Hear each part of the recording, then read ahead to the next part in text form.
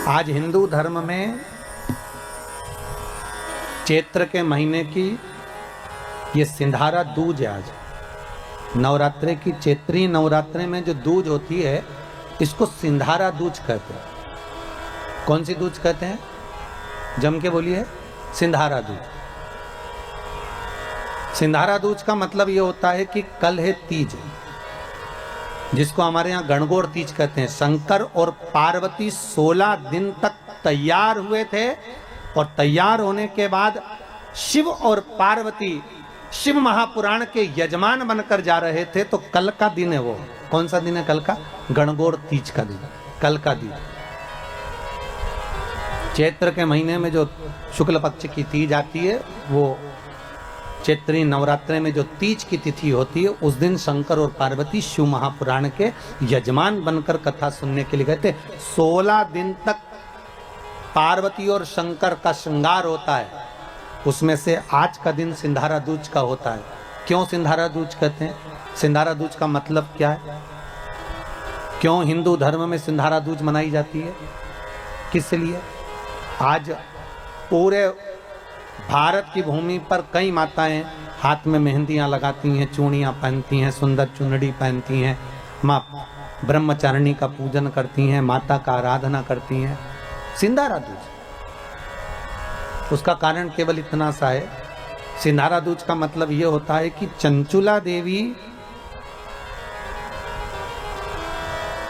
जब 14 दिन तक शंकर और पार्वती अपने गुफा में से बाहर नहीं निकले शिव महापुराण के यजमान बनने के लिए, तब माता चंचुला देवी ने हाथ जोड़कर मां जगतजननी जगदम्बा को सुंदर वस्त्र, सुंदर चूड़ियां, सुंदर आभूषण माता के चरणों में ले जाकर समर्पित करे थे और कहा, मां इन चूड़ियों को जो मैं दे रही हूं, ये लाल चूड़ी, ये लाल श्रृंगार, ये लाल वस्त्र, जो लाल चूनर जो मैं प्रदान कर रही हूं, मां बस ऐसी कृपा कर दे कि तू इन चूनर को धारण करे और मेरा भी सौभाग्य, मेरा भी सुहाग अमर कर दे। बस इतनी कृपा मेरे ऊपर कर दे। वो सिंधारा दूज का महत्व है।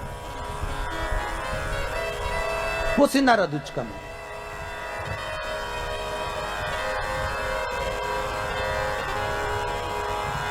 आज भारत की भूमि की सभी माताओं को सिंधारा दूज का बहुत बहुत बधाई। माता पार्वती, गणगौर महारानी, ब्रह्मचारिणी महारानी, माँ जगतजननी आपके सुहाग को अखंड सौभाग्यवती बनाए, यही भगवान से प्रार्थना। जैसे चंचुला देवी ने माता पार्वती से निवेदन करा था, आप भी एक भाव से निवेदन करें। हे माँ, हे दया करने, आप कृपा करो, कृपा करो माँ। शिव जी कथा का रस तत्व ग्रहण करने के लिए पधारे। तुमरुका जी से जाकर निवेदन करा, तुमरुका जी हम कथा सुनना चाहते हैं। और कथा किसके लिए सुन रहे हैं तुमरुका जी? आपको मालूम है? तुमरुका जी ने पूछा, प्रभु आप कोई भी कार्य करते हो तो जग कल्याण के लिए करते हो, इसलिए मुझे उम्मीद है कि आप जो कथा सुन रहे हो वो चंचुला देवी के पति के मोक्ष के लिए सुन रहे हो। एक बात पहले भी कही, आज फिर कह रहे हैं, पानी में डूबकर मरे हुए व्यक्ति की मुक्ति नहीं होती। सर्प से डसे हुए व्यक्ति को भी मोक्ष नहीं मिलता।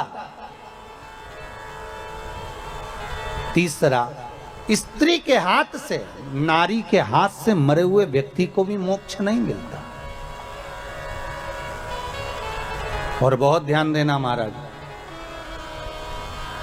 गरुण पुराण, शिव पुराण, स्कंद पुराण, पद्म पुराण, नर्मदा पुराण और लिंग पुराण, इसमें वर्णन किया गया है कि कुंवारी अवस्था में मरे हुए व्यक्ति को भी मोक्ष नहीं मिलता।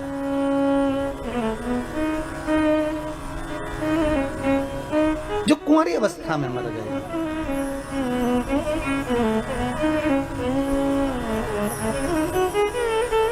बहुत ध्यान देने वाली कथा है महाराज, बहुत ध्यान देने।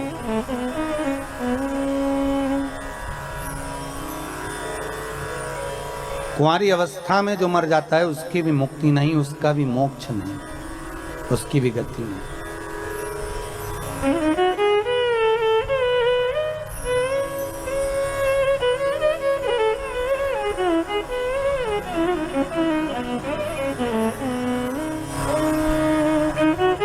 पर भागवत जी में आता है कि राजा परीक्षित को सर्प ने डसा था। आता है कि नहीं आता? सांप ने डसा राजा परीक्षित को और उसको मोक्ष मिला। तो पूछा गया, कहा गया कि यदि पानी में डूबकर मरा हुआ मनुष्य सर्प के डसे से मरा हुआ, स्त्री के हाथ से मरा हुआ, इनकी मुक्ति नहीं है, तो फिर तक्षक नाग के डसे से वो परीक्षित जो मरा उसकी गति कैसे होगी? बहुत बड़ा प्रश्न है और बहुत सुंदर संवाद इसका। शास्त्र कहता है कि वो परीक्षित जिसको तक्षक नाग ने डसा है, सुखदेव जी महाराज कौन है? सुखदेव कौन है? जिन्होंने शंकर भगवान माता पार्वती को अमर गुफा में बैठकर अमर कथा श्रवण करा रहे हैं। एक कोटर में तोते का अंडा गिरा हुआ है और वो तोते का अंडा भीतर बैठे बैठे अमर कथा सुन रहा है। वो तोते का बच्चा जब पार्वती को निंद्रा लग गई तो तोते के बच्चे ने हुंकारा भरा। वो तोते का बच्चा उसको मारने के लिए शंकर जी दौड़े तो वो तोते का बच्चा व्यास जी महाराज की धर्मपत्नी बीठिका के गर्भ में जाकर बैठ गया। तो तोते का बच्चा जो शुक है, तोते के बच्चे को कहते हैं शुक, और व्यास जी की पत्नी के गर्भ से जन्मा इसलिए कहलाया देव। दोनों को मिला दो तो हो गया शुकदेव। तो वो शुकदेव कोई दूसरा नहीं है। वो शुकदेव कौन है? तो शिव महापुराण की कथा कहती है वही शंकर का एक अंश, वही शिव का एक अंश शुकदेव के रूप में जिसने अमर कथा को श्रवण कर रखा था। वो शुकदेव बैठकर राजा परीक्षित को श्रीमद् भागवत कथा का रसास्वादन करा रहे थे। जब पूरी कथा सुखदेव जी ने सुना दी, अंतिम क्षण बचा, अंतिम क्षण, पूरे स्कंद जब पूरे हो गए,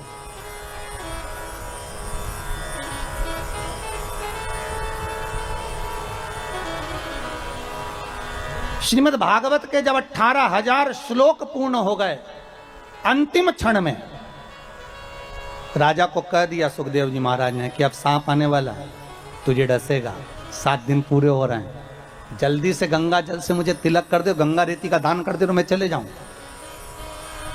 तो परीक्षित ने पूछा कहाँ जा रहे हो? सुखदेव जी महाराज बोले अब मेरे को जाना होगा क्योंकि सांप आएगा तुझे डसेगा।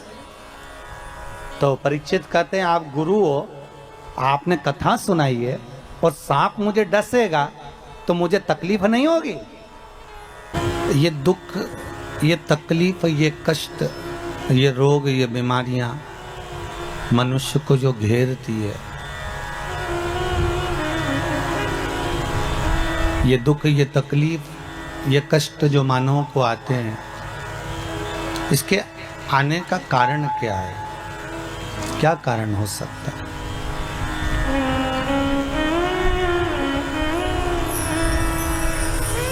क्या हमने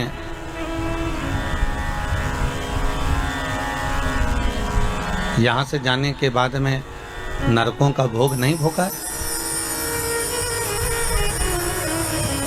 क्या इस संसार सागर से मुक्त होने के बाद हम नरक का भोग नहीं भोगे हैं? भोगे हैं।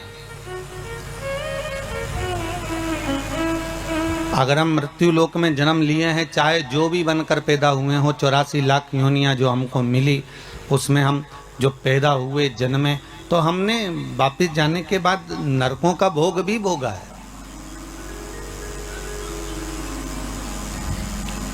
पर हो सकता है कि वो नरकों का भोग भोगते भोगते जब हम थक गए हों तो भगवान से ही हमने प्रार्थना कर ली हो कि प्रभु अब तो क्षमा करो और एक काम करो कि अब हमको वापस मृत्यु लोक में जन्म दे दो, बाकी का बचा कुचा वहां पर भोग लेंगे। अभी दुर्गापुर बंगाल में जब कथा थी तो उसमें हमने एक बात कही कि जैसे कोई व्यक्ति हॉस्पिटल में एडमिट है,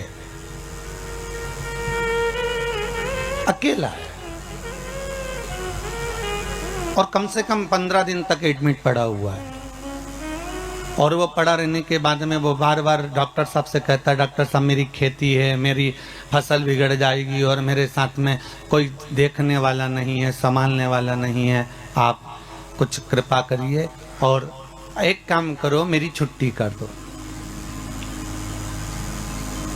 डॉक्टर बोले कोई छुट्टी मुट्टी नहीं होगी, आपको भर्ती रहना है कम से कम 15 दिन और, यहीं पर, यहीं बोतल चढ़ेगी, यहीं इंजेक्शन लगेंगे, यहीं पर आपको रहना है। अरे अरे डॉक्टर साहब मेरे घर पे कोई संभालने वाला नहीं है। मैं आपके हाथ जोड़ता हूं, मैं आपके पांव पड़ती हूं कि आप बस कुछ दिन के लिए हमारी छुट्टी कर दीजिए और हमको घर जाने दीजिए। तो डॉक्टर कहने लगेगा कि घर भेज तो देंगे पर बात इतनी सी है कि आपको घर पर जाकर भी दवाइयाँ लेना पड़ेगी, इंजेक्शन लेना पड़ेगा, औषधि लेना पड़ेगी। ठीक है, हमें मंजूर है, आप पर्चा लिख दीजिए। और उस व्यक्ति ने पर्चा लिखवाया। ये बात हमने दुर्गापुर की कथा में कही है। पर्चा लिखवाया और लेकर आ गया। अब घर पर आने के बाद में वो दवाई ले रहा है कि नहीं ले रहा, लेना पड़ेगी ना, अगर शरीर को चलाना है तो। अगर शरीर को साधना है, चलाना है तो दवाई तो लेना पड़ेगी। अब वो घर पर आने के बाद भी दवाइयाँ ले रहा है, घर पर आने के बाद भी इंजेक्शन ले रहा है। अब वो दवाई मीठी है कि कड़वी है, अब वो दवाई कैसी है ये तो लेने वाला ही जान सकता है। ये तो लेने वाला ही जान पाएगा कि उस दवाई में क्या है, औषधि मीठी है, कड़वी है, कैसी है, तो ये वो ही समझ सकता है। आप तो बस पर्चा लिखवा के लाए और आपने दवाई लेना प्रारंभ करी। बस यही की यही हाल हमारा है। हम भी अपने प्राणों को त्यागने के बाद जब हम पहुंचे भगवान के दरबार में, हमने पहुंचकर भोग भोगा, हमने नरकों का भी भोग भोगा, हमने स्वर्ग का भी भोग भोगा।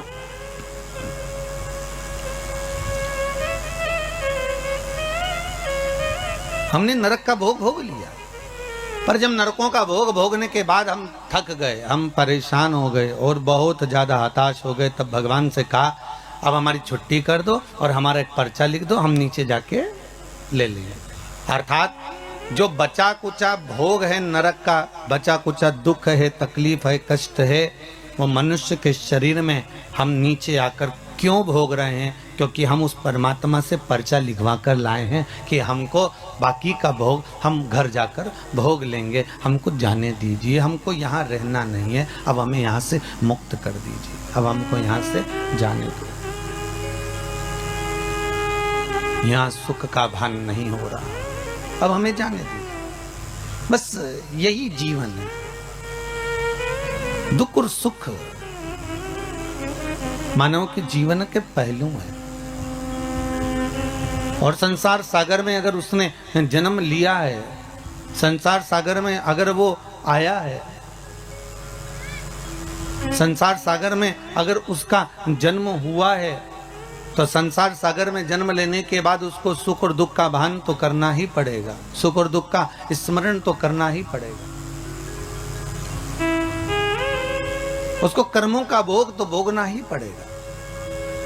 इसलिए हम बार बार कहते हैं कि मत बुरे कर्म कर बंदे वरना पछताएगा, भगवान की आंखों से तू बच नहीं पाएगा, तू बच नहीं पाएगा। अरे ओ अज्ञानी मत कर नादानी। इस संसार सागर में जन्म लेने के बाद हमारे को जो भोगना है वो कर्म के अनुसार भोगना है, हमें कर्म के अनुकूल रहना है। अगर थोड़ा भगवान का भजन मिल रहा है, थोड़ा स्मरण मिल रहा है, थोड़ा संकीर्तन मिल रहा है, थोड़ा इस मानव के शरीर को पाने के बाद अगर हम भगवत भक्ति में कहीं डूबे हुए हैं तो ये परमात्मा की कृपा से ही डूबे हुए हैं, परमात्मा की दया से ही डूबे हुए हैं। और वो परमात्मा की कृपा, परमात्मा की दया सुख का मूल स्थापित करने वाली, सुख मूल को देने वाली। देखिए, झाड़ू जो बनाई जाती है ना, वो स्वतः ही कचरा है। उस कचरे को साफ करने के लिए झाड़ू में बंधन होना जरूरी है। अगर वो बंधन होगा तो वो कचरा साफ करती रहेगी। उसी तरह संसार सागर में आने के बाद परमात्मा का बंधन इस मानव देह के साथ होना जरूरी है, इस आत्मा के साथ होना जरूरी है। जब ये मानव के साथ में, मानव देह के साथ में, इस आत्मा के साथ में परमात्मा का बंधन होगा तो उस बंधन से वो संसार के काम, लोभ, विषय, आसक्ति, तृष्णा के कचरे को साफ कर सकता है। उस बंधन का होना जरूरी।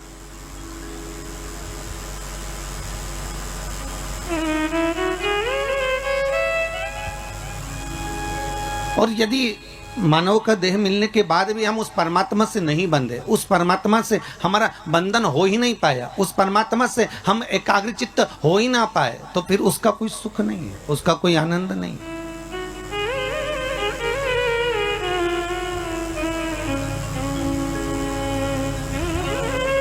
ये बंधन, ये परमात्मा का है। जैसे आप रोज गंगा नहाने नहीं जा सकते, आप रोज सरयू का स्नान करने नहीं जा सकते, आप रोज छिपरा का स्नान करने नहीं जा सकते, आप रोज प्रतिदिन कहीं मंदाकिनी का स्नान करने नहीं जा सकते, तो हमारे हिंदू धर्म में रीति बना दी कि गले में तुलसी की माला पहन लो, रुद्राक्ष की माला पहन लो। तो क्या तुलसी और रुद्राक्ष पहनने से होगा क्या? तो हमारे यहाँ शास्त्र वर्णन करता है कि हम गले में जब तुलसी की माला धारण करते हैं, हम गले में जब रुद्राक्ष की माला धारण करते हैं, एक लोटा भरा हुआ पानी भी अगर हमने अपने शरीर पर डाला तो वो तुलसी और रुद्राक्ष से होकर जब इस श्री विग्रह पर, जब इस शरीर पर जाता है, वो पानी तुलसी का लगा हुआ, वो रुद्राक्ष का लगा हुआ जल जब इस शरीर पर जाएगा तो हमें गंगा, यमुना, सरयू, सरस्वती सबके स्नान का पुण्य एक साथ प्राप्त हो जाएगा। मात्र उस जल का स्पर्श हो जाने पर, तुलसी के जल का, रुद्राक्ष के जल का मात्र अपने ऊपर सींचन ही हो जाने पर वो फल की अनुभूति हो जाती है, वो फल प्राप्त हो जाता है।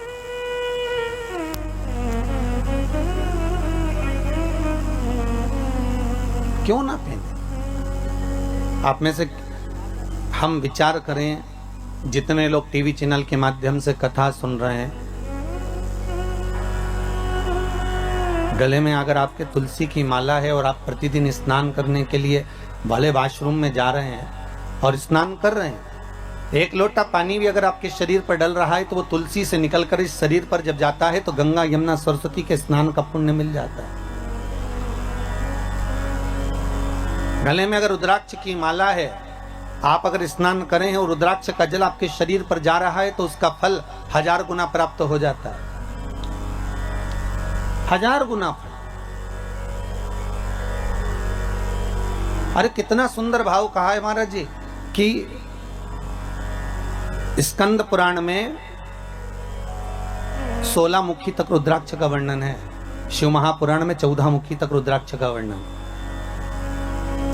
शिव महापुराण और स्कंद पुराण कहती है कि मात्र अगर रुद्राक्ष का जल ही, केवल एक रुद्राक्ष का, अगर असली रुद्राक्ष अगर आपके पास में है और उसको पानी में गलाया गया है और उसका जल ही अगर हम आचमन कर लिया तो उससे भी हजारों रोग हमारे समाप्त हो जाते हैं। मात्र रुद्राक्ष का जल का आचमन ही कर लेने पर वो औषधि का कार्य भी कर जाता है,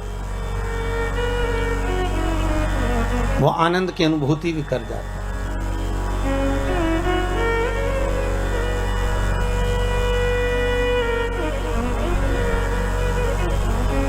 शिव पुराण कहती है, शिव महापुराण वर्णन करती है कि ब्रह्मदेव भगवान ब्रह्मा भगवान शिव के पास जाकर कहते हैं कि अब इस सृष्टि का जो निर्माण है, इस सृष्टि का जो निर्माण मुझे करना है, उसमें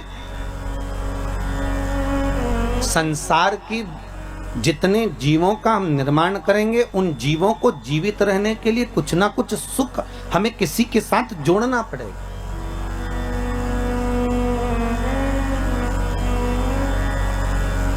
और जब तक हम इन सुख को जोड़ेंगे नहीं, तब तक वो जीवित नहीं। जैसे मछली को बनाया तो सबसे पहले जल से पूछा गया, है जल नारायण आप बताओ, हम मछली बना रहे हैं, आप इसको साथ दोगे?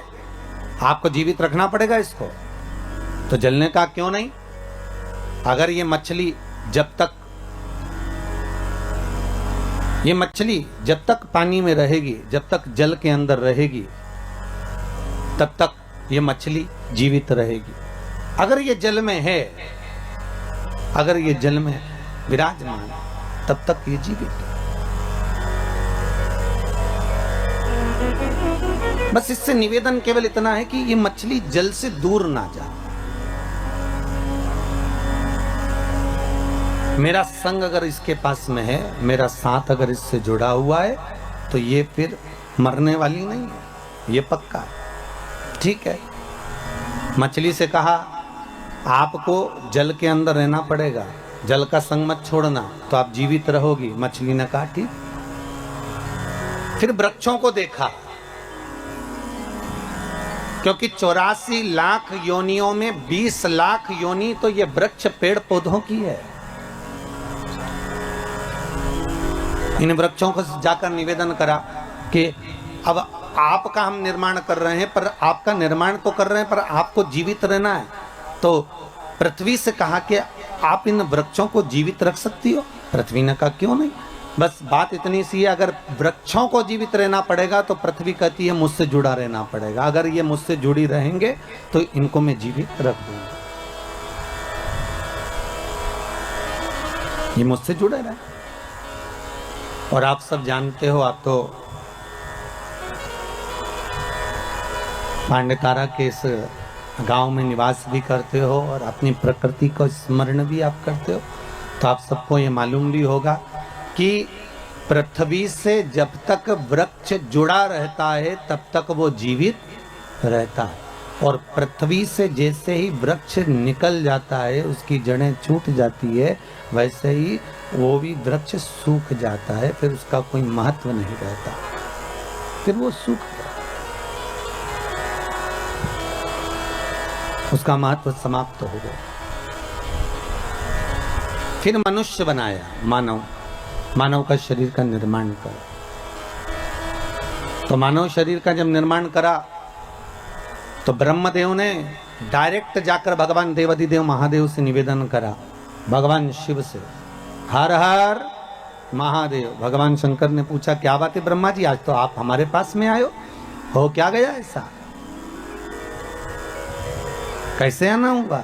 ब्रह्मा जी कहते हैं महाराज जी बस आने का कारण केवल इतना सा है कि अब हम मनुष्य का निर्माण कर रहे हैं, मानव शरीर का निर्माण कर रहे हैं, तो मानव शरीर को जीवित अगर रहना है, मानव शरीर को अगर मनुष्य शरीर को बनाए रखना है, तो उसके निर्माण में आपकी जरूरत है। शंकर जी ने पूछा वो कैसे? शिव जी से ब्रह्मा जी ने कहा कि संसार को अगर श्वास प्रदान करने वाला है, संसार को अगर दुख का नाश करने वाला है, संसार को अगर जीवित रखने वाला है, संसार को अगर मनुष्य देह को स्थिर रखने वाला है, तो वो देवाधिदेव महादेव है, वो शंकर है। तो आपसे निवेदन केवल इतना है कि हम मनुष्य का जब निर्माण करें तो हमारा भोलेनाथ, हमारा शंभु, हमारा शंकर, हमारा देवाधिदेव महादेव इनको जीवित रखने में संग प्रदान कर दे।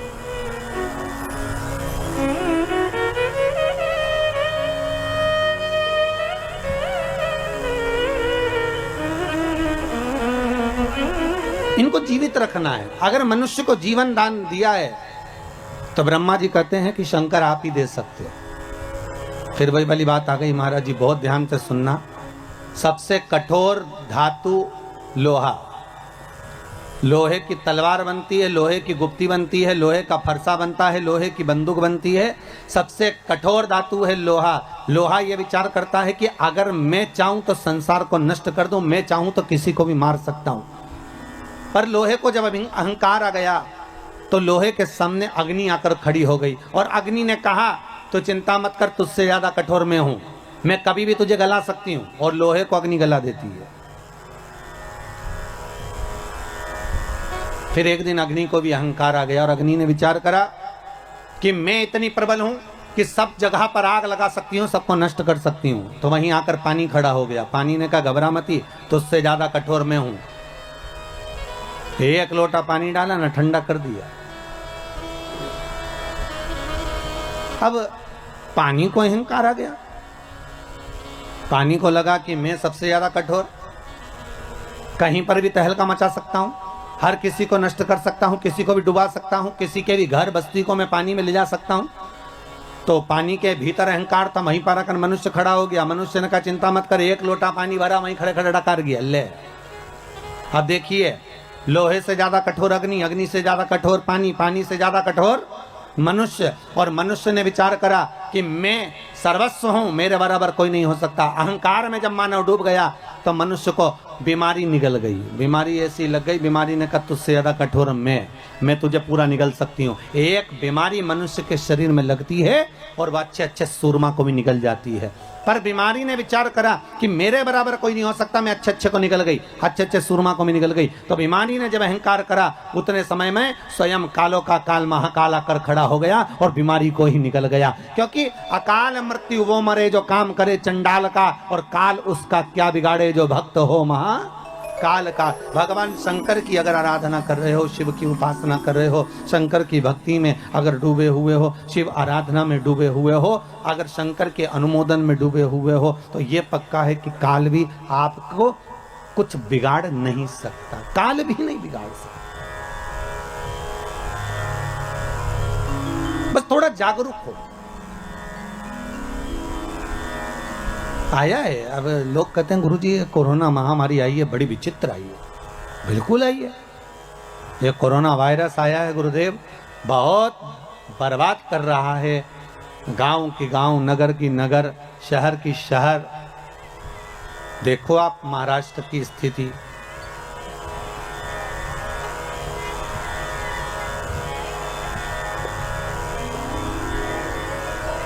मध्य प्रदेश क्या, यूपी क्या, हरियाणा क्या, पंजाब क्या, बंगाल क्या, असम क्या, गुजरात क्या, स्थिति देखिए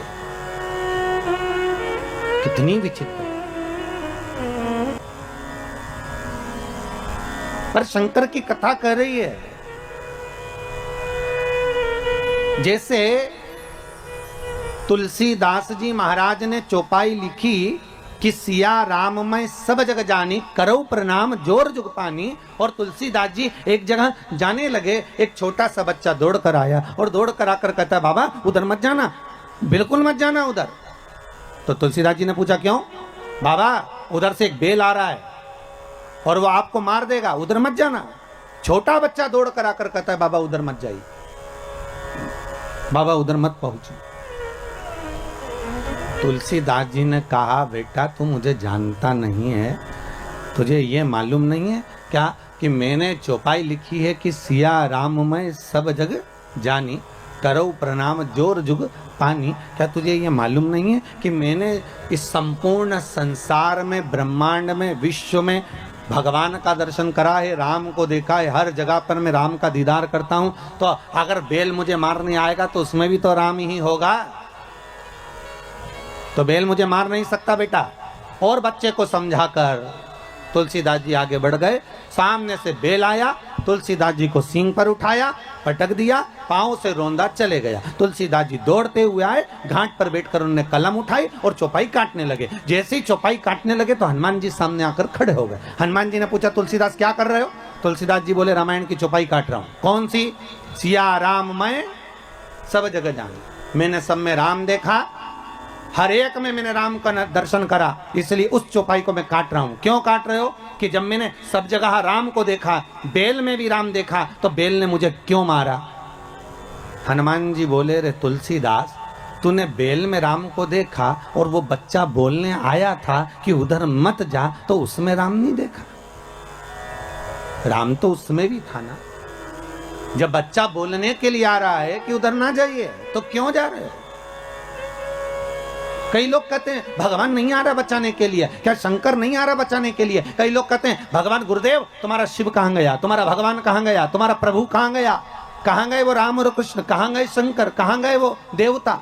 हम कहते हैं कि बार बार आकर कभी प्रधानमंत्री जी, कभी मुख्यमंत्री जी, कभी कलेक्टर, कभी डीएसपी, कभी एसडीएम, कभी डॉक्टर, कभी पुलिस वाले बार बार तुम्हारे सामने आकर कह रहे हैं कि मुंह पर मास्क लगाओ, सैनिटाइज का प्रयोग करो, हाथ को बार बार धो, सोशल डिस्टेंसिंग बना कर रखो।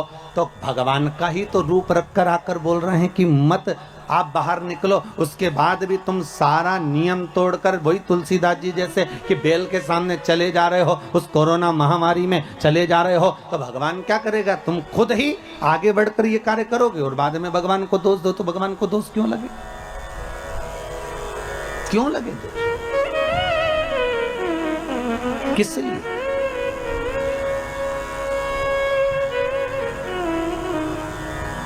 बस निवेदन इतना है, भय मत खाइए,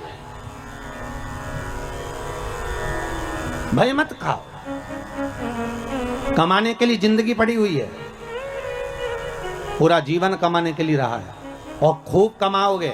फैक्ट्रियां भी 4 लगा लोगे, दुकान भी खोल लोगे, जायदाद भी बढ़ा लोगे, सब हो जाएगा। पर कब होगा? जब ये शरीर रहेगा तब मालूम पड़े कि तुम बाहर निकले और कोई वायरस तुमको लग गया, तो तुम कमाने के चक्कर में भूल गए कि कोई वायरस से नहीं लगाया, मास्क नहीं लगाई, दूरी तुमने प्रयोग ही नहीं करा बार बार हाथ धोने का, और वायरस लग गया, तो विचार करो फिर कमाने का मौका मिलेगा क्या? फिर क्या ऊपर जाके कमाओगे? इसलिए इस शरीर का मोल तत्व समझो, हीरा को परखइयो राम कोई नहीं रहे। इस शरीर के मोल तत्व को हमें समझना है, भय नहीं खाना है,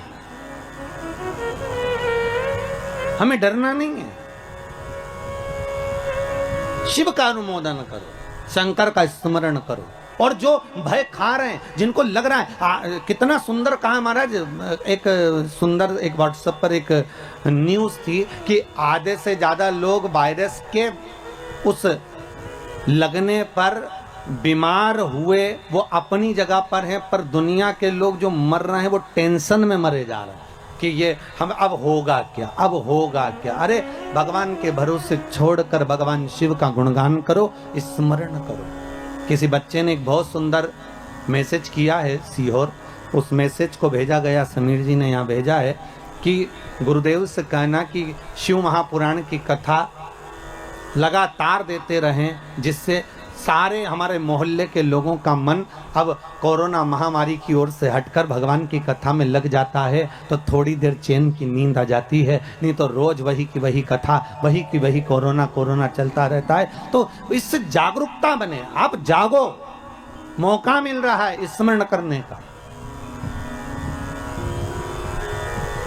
भय ना खाइए, डरिए ना, बस थोड़ा सा व्यवस्था बना कर चलो। जपते रहो श्री शिवाय नमस्तुभ्यम, जम के बोलिए श्री शिवाय नमस्तुभ्यम। फिर एक बार बोलिए श्री शिवाय नमस्तुभ्यम। ये शंकर का मूल मंत्र है, या ओम नमः शिवाय जब ये पंचाक्षर मंत्र है, या मर्जी पड़े आपकी तो महामृत्युंजय का अनुष्ठान कर लीजिए, स्मरण कर लीजिए। पर कहीं मत जाओ, अपने घर में बैठकर भगवत स्मरण में डूबे रहो। शिव कथा कर, ब्रह्मा जी कर रहे हैं भगवान शंकर से, शिव से निवेदन कर रहे हैं, हे भोलेनाथ, हे शंभु, संसार के लोगों को आपको जीवित रखना है, संसार के लोगों को आपको जीवित रखना है भोलेनाथ। शिव जी ने कहा ठीक है, अगर आप कह रहे हो कि संसार के लोगों को मुझे रखना है तो मना नहीं है, पृथ्वी से कहा वृक्षों को आप जीवित रखना, जल से कहा मछली को आप जीवित रखना। जल ने कहा मछली मेरा संग रहेगी तो जीवित रहेगी। पृथ्वी कहती है वृक्ष मेरा साथ रहेंगे तो जीवित रहेंगे। शंकर जी कहते हैं संसार का मनुष्य मेरा भजन करता रहेगा तो जीवित रहेगा। अगर मुझसे वंचित हो गया, छूट गया, तो उसकी कोई जवाबदारी, उसकी कोई गारंटी नहीं। वंचित अगर है तो उसका कोई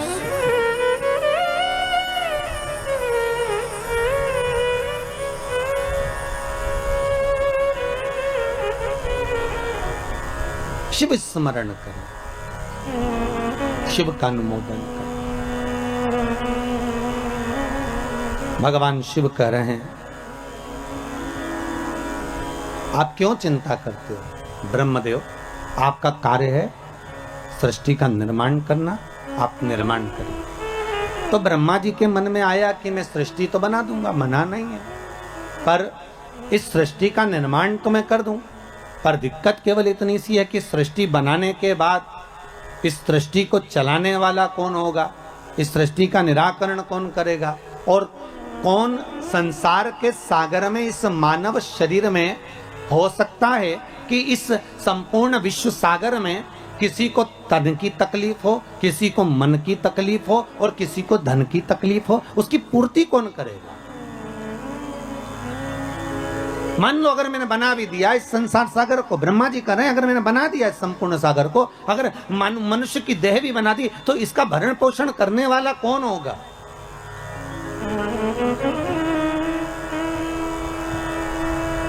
शिव कह रहे हैं ब्रह्मा आप केवल निर्माण करिए,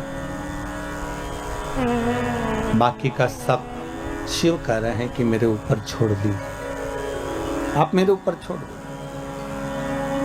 ब्रह्मा जी भगवान शंकर से विनती कर कर गए और भगवान शंकर भगवान विष्णु के पास में गए। भगवान विष्णु ने देखा कि आज शंकर स्वयं आए, स्वयं शिव। हमेशा भगवान शिव के पास में भगवान विष्णु पहुंचते थे।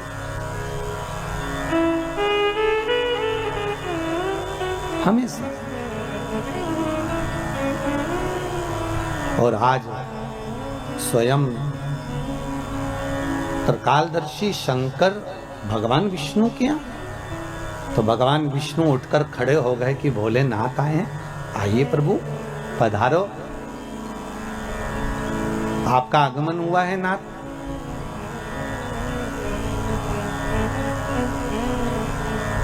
भगवान शंकर जैसे ही सामने पहुंचे तो भगवान विष्णु ने लक्ष्मी जी से कहा, लक्ष्मी संपूर्ण कार्य को छोड़ दीजिए और संपूर्ण कार्य छोड़कर आज भगवान देव अधिदेव महादेव आए हैं, उनके आदर में लग जाइए।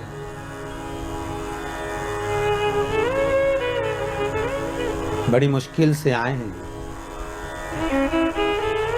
बड़ी मुश्किल से प्राप्त हुए हैं, जाओ इनके आदर में, इनके सम्मान में, इनके सत्कार में लग जाओ। जय।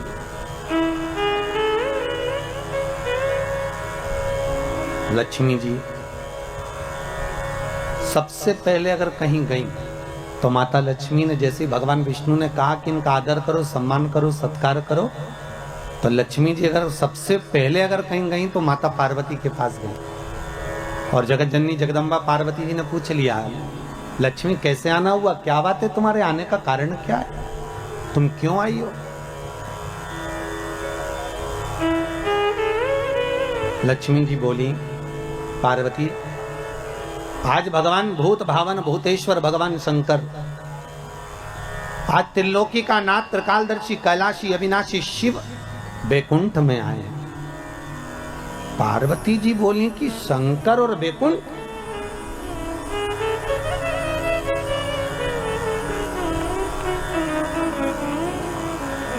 क्या चाहती हो? लक्ष्मी जी बोली बस चाहना क्या है, आपसे निवेदन केवल इतना है कि आप ऐसा कोई उपाय बता दो जिससे शंकर जी प्रसन्न हो जाएं, और मैं उनका आदर करना चाहती हूँ, सम्मान करना चाहती हूँ, सत्कार करना चाहती हूँ, शंकर को रिझाऊं कैसे मैं, बस इतना बता दो और कुछ नहीं।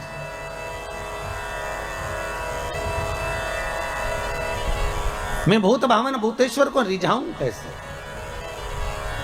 मैं शंकर जी को मनाऊं कैसे, बस इतना बता। पार्वती जी के मुख से निकल गया कि एक लोटा पानी भर लो और शंकर जी पे उंडेल दो, शिव जी पे चढ़ा दो, बस शंकर तो राजी हो जाएंगे। इससे ज्यादा शंकर को चाहिए क्या?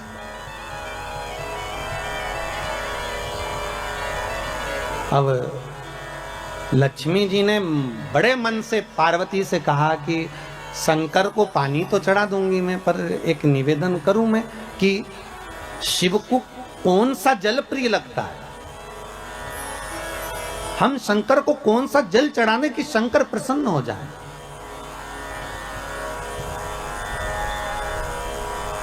पार्वती, तुम्हारे घर में अगर कोई अच्छा जल रखा हो ना तो एक पात्र भरकर हमको दे दीजिए, तो हम शिव जी को चढ़ा देंगे। और शिव महापुराण की कथा बार बार कहती है कि मंदिर जाओ तो मंदिर का लोटा उठाकर मंदिर का ही पानी भरकर मंदिर के शंकर को मत चढ़ाओ। शिव महापुराण कहती है अगर शंकर को जल चढ़ाना है तो अपने घर का जल लेकर। किसके घर का जल? अपने घर का, दूसरी जगह का नहीं।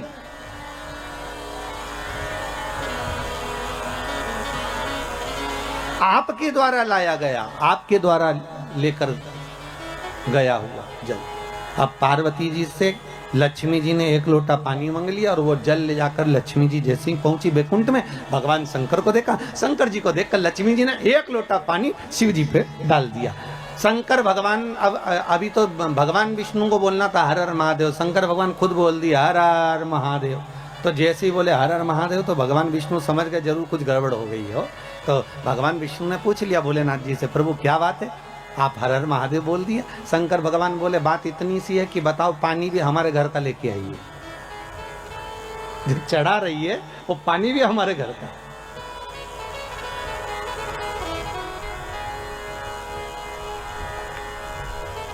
अरे कभी कंस के जन्म की कथा सुनी होगी आप लोगों ने भागवत जी में कि कंस का जन्म क्यों हुआ। इतने अच्छे राजा के घर में, जिसके घर में सब धर्मात्मा थे, उसके घर में कंस जैसा बेटा कैसे पैदा हो गया सा? उसका कारण केवल इतना सा था, ये कंस कौन था? पूर्व समय में कुबेर के दरवाजे का द्वारपाल। और कुबेर क्या करता था कि रोज इस द्वारपाल से कहता था कि मैं शंकर जी की पूजन करने जा रहा हूं तो मुझे फूल ला कर दे दे। और ये द्वारपाल जाता था और बगीचे में जाकर और फूल तोड़ के ले आता था और फूल तोड़ के लाता और कुबेर को दे देता। कुबेर जी शंकर जी को चढ़ा देते। तो शंकर जी को चढ़ाते तो ये जो द्वारपाल था ये जिसके बगीचे से फूल लाता था, ना तो बगीचे के मालिक से पूछता था, ना बगीचे के सेवक से पूछता था, ना पेड़ से पूछता था, ना वृक्ष से पूछता था, ना डाली से पूछता था, और फूल तोड़े और लेकर आया और भगवान को चढ़वा दिए। बस इसलिए तो यह शास्त्र कह रहा है भले फूल लाकर उसने दिए, शंकर जी को भले चढ़े, पर गलती एक कर दी कि जिसके पेड़ थे, जिसके वृक्ष थे, जिसका पौधा था, ना तो माली से पूछा, ना पौधे से पूछा, ना वृक्ष से पूछा, अर्थात फूल की चोरी कर कर भगवान को समर्पित करवाता था। इसलिए इसका कंस का जन्म हुआ। कारण केवल इतना सा था कि अगर हम भगवान को अगर एक फूल भी चढ़ा रहे हैं, हम भगवान को अगर रिझा रहे हैं, तो भगवान को अगर फूल भी चढ़ा रहे हैं तो प्रयास करना कि पड़ोसी की अगर बाउंड्री से फूल तोड़कर ला रहे हो तो पहले पड़ोसी से पूछो क्या हम फूल लेकर चले जाएं, क्या हम फूल ले आए। बघेल परिवार से भी निवेदन है, ध्यान रखना 7 दिन कथा चले, बेलपत्री भी अगर तोड़ कर ला रहे हो तो पहले जिसके घर में पेड़ लगा है उससे पूछो कि हमें ये बेलपत्री ले जाएं, हमें शिव पुराण पर चढ़ाना है, हम क्या फूल तोड़ लें, हमें पूजन के लिए चाहिए माता रानी के लिए या शंकर जी की पूजन के लिए चाहिए, हम दुर्वा तोड़ लें, या तो अपने बगीचे में लगा हो, अपने खेत में लगा हो, अपने गार्डन में लगा हो, अपने फार्म हाउस पर लगा हो तो तुम प्रेम से तोड़ लो, कोई मना नहीं, क्योंकि वो तुम्हारा है। पर अगर किसी दूसरे के यहाँ से लेकर आ रहे हो तो पहले हमें पूछना पड़ेगा कि हम आपकी ये वस्तु लेकर चले जाएं।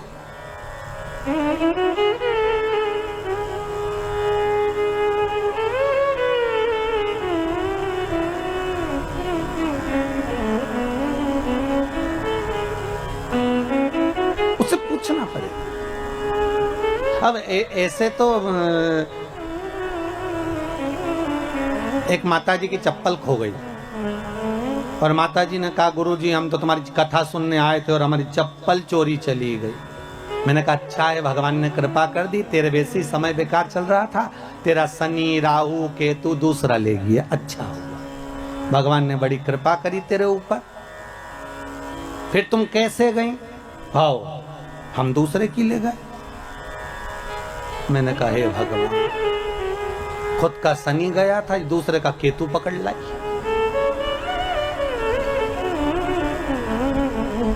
अब लाभ क्या हुआ ये बताओ, सुख की अनुभूति क्या हुई है?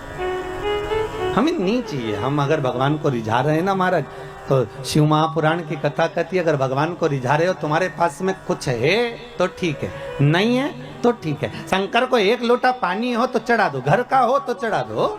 अगर पानी भी नहीं है तो शिव को रिझाने के लिए 3 बार ताली बजा दो, चल जाएगा। इतना भी नहीं है तो बेलपत्र चढ़ा दो। बेलपत्र भी नहीं है तो शंकर पे चढ़ी हुई बेलपत्र उठाकर धोकर वापिस शंकर को चढ़ा दो।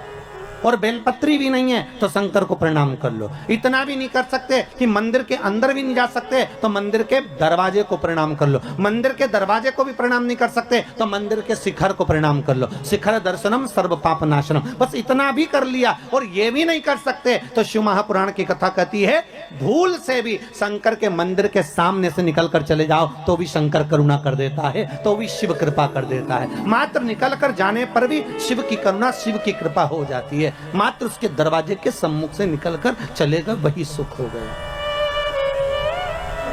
महाराज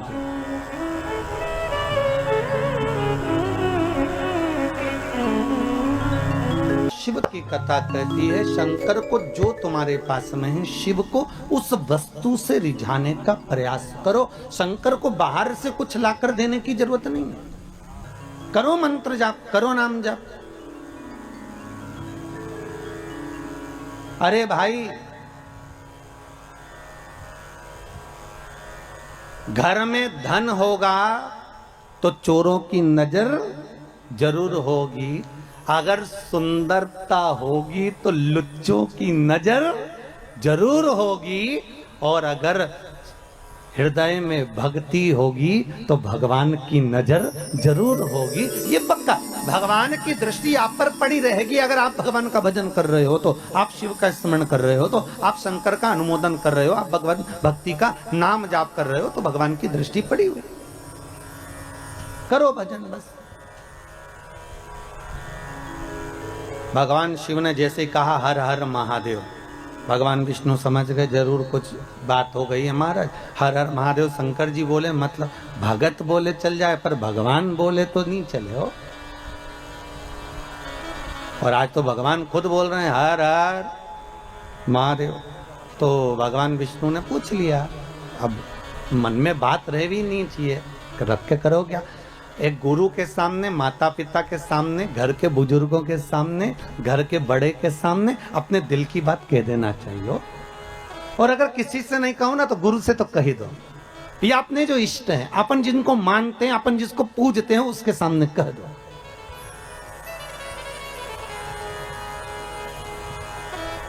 अपने दिल की बात कहने में पीछे नहीं हटना। एक ये पत्र आया देखो आप, नरेंद्र कुमार जी पांडे हैं, प्रतापगढ़ से हैं आप। महाराज जी, पांडे जी कहाँ बैठे हैं? अच्छा आप ही आए। कहा है गुरु जी, बहुत चिंता रहती थी पर जब से श्री शिवाय नमस्तुभ्यम का एक माला कर रहा हूं, केवल 1 महीने में ऐसी बाबा ने कृपा कर दी कि सोचा भी नहीं था। पांडे जी कहाँ से आया? मैं गुरुवर प्रतापगढ़ सदर बाजार से आया हूँ जी। और मैं बहुत भाग्यशाली हूँ। मैंने अपने जन्म में सोचा नहीं था कि आपके दर्शन होंगे। नहीं बाबा की, मैं कृतार्थ हो गया और मैं बघेल परिवार का ऋणी रहूंगा आजीवन, जिन्होंने ये प्रोग्राम रखा और आप तक आने का मौका दिया। बाबा की ये तो कृपा है। आपको भगवान शंकर का श्री शिवाय नमस्तुभ्यम का जाप क्या फल देगी, आप खुश होकर मेरे को जरूर बताएं। बाबा जी मैं कुछ नहीं कह सकता, मेरे पास शब्द नहीं है। आपने जो गुरु मंत्र दिया है, मैं मरते दम तक इसको छोड़ूंगा नहीं। श्री शिवाय नमस्तुभ्यम को। जी, मैं बिना इसको किए घर से नहीं निकलता बाबा। जी बाबा की कृपा है ये तो। भोलेनाथ बहुत कृपा कर रहे हैं मेरे ऊपर, और ये सब आपका दिया हुआ है बाबा। मैं आपको फिर से साष्टांग करता हूँ। नमः शिवाय। बैठिए बैठिए पंडित। बहुत सुंदर सुंदर प्रसंग आपने आपके पत्र में लिखा है कि मेरी बेटी का एग्जाम में भी पास हो गई, उसका बहुत कुछ फल मुझे मिला है। ना आपसे हमारा कभी मिलना हुआ, ना आप हमें जानते, बस केवल टीवी चैनल के माध्यम से आपने कथा सुनी है और उस मंत्र को जपा जिस मंत्र को इस शिव महापुराण का गुरु मंत्र कहा जाता है। भागवत का मूल मंत्र है ओम नमो भगवते वासुदेवाय, और शिव महापुराण का मूल मंत्र है श्री शिवाय नमस्तुभ्यम। हम बार बार लोगों से कहते हैं अगर दुख आया है ना, तकलीफ आई है ना, कष्ट आया, माना ये कोरोना जैसा वायरस आ गया, कई लोगों के प्राण छूटे जा रहे हैं, उनसे निवेदन है इस मंत्र को मत छोड़ो, आप जपते रहो साहब, आप जपते रहिए। आप जितना स्मरण करोगे इस मंत्र का, अरे विचार करो, राजा श्वेत के प्राण लेने के लिए यमराजा गया और राजा श्वेत को नहीं मालूम कि मेरी मृत्यु अभी लिखी है। 21,600 श्वास में से कौन सी श्वास आखिरी है, ये किसको मालूम है साहब? किसको मालूम? कौन सा दान, कौन सा पुण्य, कौन सा भजन, कौन सा संकीर्तन, कौन सा मंत्र जाप हमारे कब काम आ जाए, ये किसी को नहीं मालूम। एक राजा के मन में आया कि मैं राजा हूं, पर मुझे ये नहीं मालूम कि मरने के बाद होता क्या है, मेरे को जानना है कि मरने के बाद क्या होता है। तो राजा ने अपने मंत्रियों को बुलाया कि तुम मरो और हमें खबर दो। तो मंत्री ने सोचा बताओ मर जाएंगे तो खबर कौन देगा, नहीं हमें मालूम करना है कि मरने के बाद क्या होता है, हमें तो उसकी खबर चाहिए। अब नगर में एक बहुत कंजूस व्यक्ति रहता था, उसने सोचा पैसा खूब मिलेगा, राजा बोल रहा है मुंह मांगा धन दिया जाएगा जो ये बता दे कि कब्र के अंदर मरने के बाद क्या होता है, अंदर कब्र के अंदर मरने के बाद क्या होता है। तो उस कंजूस ने सोचा एक काम करते हैं, पैसे के चक्कर में पैसा तो मिल जाएगा ना, एक काम करते हैं राजा से कह देते हैं कि मुझे कब्र में दफना दो, जैसे एक मुर्दे को लेकर जाते हैं वैसा मुझे लेकर जाओ और कब्र के अंदर मुझे दबा, ठीक है, फिर मैं आपको 7-8 दिन बाद बता दूंगा कि अंदर हुआ क्या, बस थोड़ी सी सरंग छोड़ देना उसमें से हवा अंदर आती रहे, मैं फिर 10 दिन बाद बता दूं। ठीक, राजा ने कहा कर दो। कंजूस ने सोचा मुंह मांगा धन मिलेगा। इतने में कंजूस जैसे ही जाने लगा तो एक व्यक्ति उसके सामने कटोरा लेकर खड़ा हो गया, भैया कुछ दे दे, भूख लगी है भैया कुछ दे दे। अब ये कंजूस तो कंजूस, अठन्नी नहीं दे किसी को, इतना बड़ा कंजूस। वो पीछा पकड़ लिया, उसने पांव पकड़ लिया, भैया 1 रुपया दे दे रे भैया, कुछ दे दे भैया, चवन्नी दे दे, भूख लग रही है भैया, भोजन दे दे। इसको गुस्सा आई, इसने कचरा पड़ा था, बहुत सारी पेड़ की पत्तियां पड़ी थी, सूखी पत्तियां, इसने उठा के उसके कटोरे में डाल दी, ले खा ले, और गुस्से में डालकर ये चला गया। और इसको लोग बांध बुंदा के ले गए, कब्र में दफना दिया, अंदर एक पाइप डाल दिया और उस पाइप में से बस इसको श्वास लेने के लिए छोड़ दिया। अब सब छोड़ छुड़ा के उसको दबा के चले गए। अब दबा के चले गए, एक दिन तो निकल गया, दूसरे दिन जो पाइप दिया था उसमें सांप घुसने लगा। अब जैसे सांप घुसने लगा बापड़े के प्राण छूटने लगे। भगवान, पैसे के चक्कर में अच्छे मरे दादा, अब मर जाएंगे तो राजा को बताने कैसे आएंगे, और बताएंगे नहीं तो रुपया कैसे मिलेगा। अब सांप अंदर घुसे, इसके प्राण छूटे। फिर सांप अंदर जाए, इसने देखा कि सांप अंदर क्यों नहीं आ पा रहा, तो इसने देखा कि कुछ कचरा सांप को रोक रहा। सांप अंदर आ रहा और कचरा बीच में अड़ रहा, सांप फिर आ रहा, कचरा फिर अड़ रहा। 7 दिन तक ये देखता रहा कि वो कचरा सांप को अंदर नहीं आने दिया। 7 दिन बाद इसको निकाला गया, राजा के सामने खड़ा किया गया। राजा ने पूछा बताओ क्या होता है कब्र में मरने के बाद? तो उस कंजूस ने कहा बस यही होता है कि जो हमने दान किया होता है वो हमारे आड़े आकर खड़ा हो जाता है। मैंने कचरा दान दिया था तो सांप को कचरे ने ही रोक दिया है। हमने जो दान दिया, हमने जो पुण्य दिया, हमने जो सत्कर्म करा, आप लोग जो गौ माता के लिए दान देते हो, ब्राह्मण भोज के लिए दान देते हो, आजीवन भोजन भंडारे के लिए दान देते हो, मंदिर निर्माण के लिए दान देते हो, सत्कर्म के लिए और दान देते हो, किसी के लिए आप पुण्य का कार्य करते हो, तो वो पुण्य तुम्हारा दान, तुम्हारा भजन, तुम्हारा कीर्तन, तुम्हारा मंत्र जाप, जो शिव महापुराण की कथा आप सुन रहे हो, जो मंत्र का स्मरण आप कर रहे हो, जैसे भी पांडे जी बोले कि श्री शिवाय नमस्तुभ्यम मंत्र ऐसा मिल गया कि वो मंत्र मेरा जीवन संवार दिया। जिस मंत्र को आप जप रहे हो वो साधारण नहीं हो सकता, जो आप दान कर रहे हो वो साधारण नहीं हो सकता, जो पुण्य कर रहे हो वो साधारण नहीं हो सकता। ना जाने तुम्हारा दान, तुम्हारा पुण्य, तुम्हारा सत्कर्म कब तुम्हारे सामने आकर खड़ा हो जाए और तुम्हारे आड़े आकर सम्मुख में आ जाए और तुम्हारे जीवन को बचा ले, इससे बढ़कर कोई सुख नहीं हो सकता। इसलिए बारंबार जपते रहे श्री शिवाय नमस्तुभ्यम, ये मंत्र का जाप नित्य करते रहो, स्मरण में डूबे रहो। ये भाग है हमारा, ये पुण्यता है। आज शंकर भगवान स्वयं करें हर हर महादेव। भगवान शिव ने जैसी हर हर महादेव बोला तो पूछ लिया कि हर हर महादेव भगवान आप बोल रहे हो। भगवान विष्णु ने पूछा कारण क्या है। भगवान बोले कारण केवल इतना सा है कि दूसरी जगह का जल लाकर चढ़ाया, लक्ष्मी अंदर से लाकर एक लोटा पानी चढ़ाती तो मुझे सुख मिल जाता।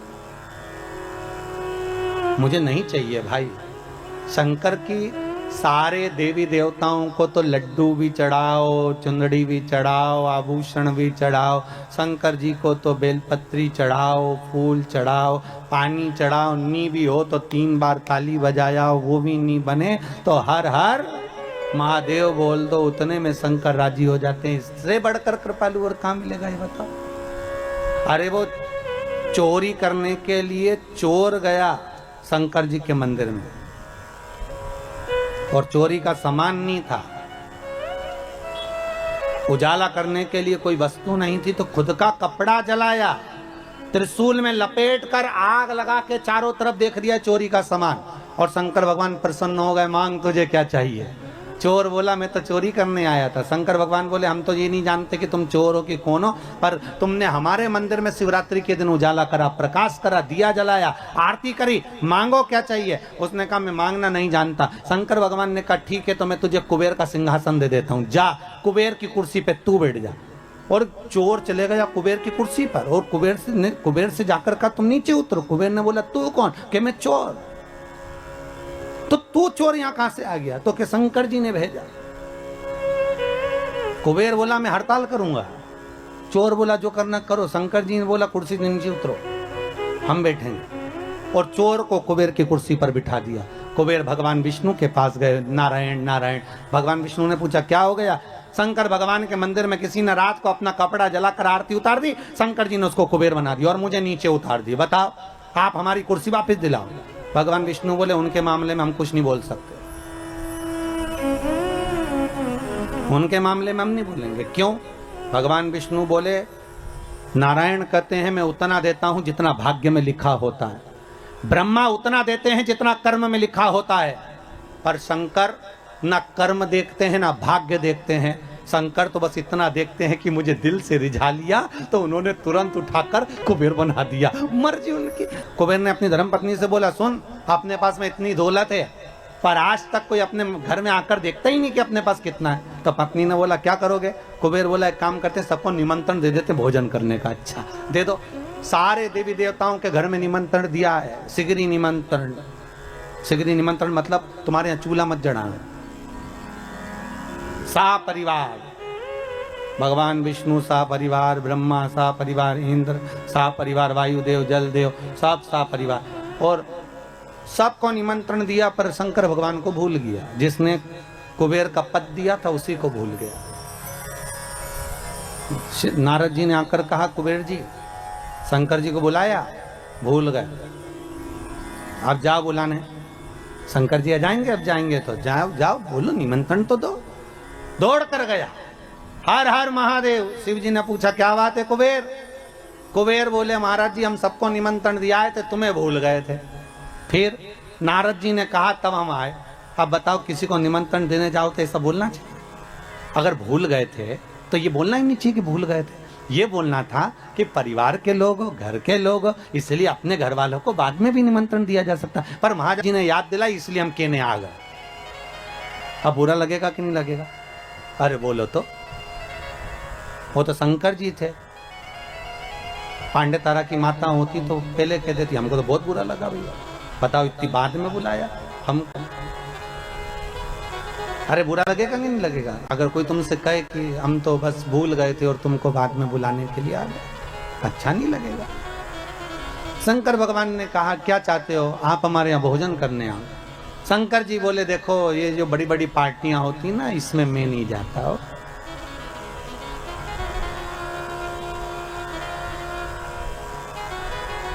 आप में से कितने लोग हैं जिनके घर में शादी होती होगी तो शमशान में पत्रिका देने जाते होगे? अरे बोलो तो, कोई जाता है शमशान में पत्रिका देने के लिए? नहीं।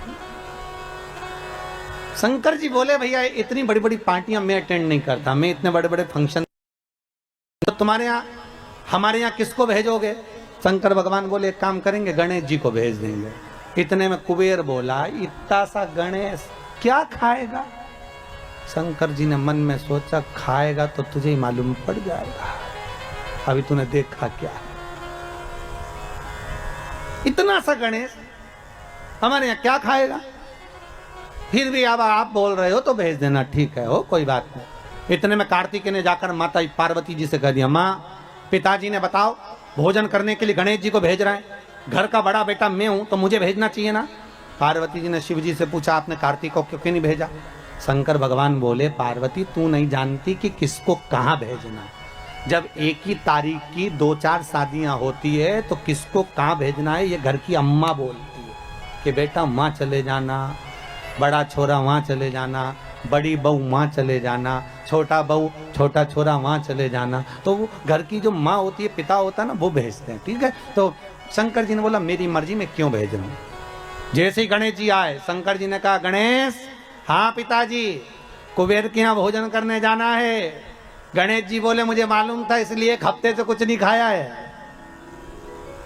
1 हफ्ते से नहीं खाया।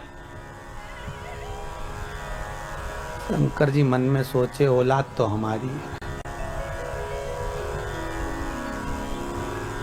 जब जाने की कहीं खुशी होती है ना तो लोगों को भूख नहीं लगती है। गणेश जी ने भी छोड़ दिया था खाना और जैसे ही शाम को 7 बजे निमंत्रण चालू होना था गणेश जी पहुंच गए 4 बजे। कितनी बजे पहुंचे? 4 बजे। और जाते सी आवाज लगाए कुबेर भैया, ओ कुबेर भैया। अब कुबेर जी तो नहीं आए, कुबेर जी की पत्नी आ गई। क्या बात है? गणेश जी बोले भोजन करने आए।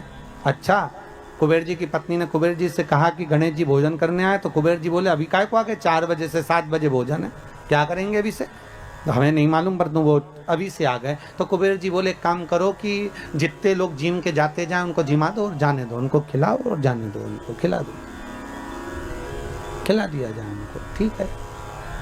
गणेश जी के लिए एक चौकी लगाई और चौकी पर श्री गणेश जी महाराज को बिठा दिया। चौकी पर गणेश जी को बिठाया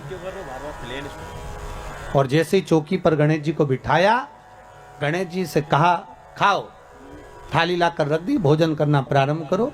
अब गणेश जी ने करना प्रारंभ किया तो गणेश जी कुबेर जी से पूछे भैया खाएं? हाँ खाइए। भाभी जी खाएं? हाँ हाँ खाइए। और गणेश जी ने जो खाना चालू करा 33 कोटि देवताओं का भोजन 15 मिनट में निपटा गया। 15 मिनट सब खा गए।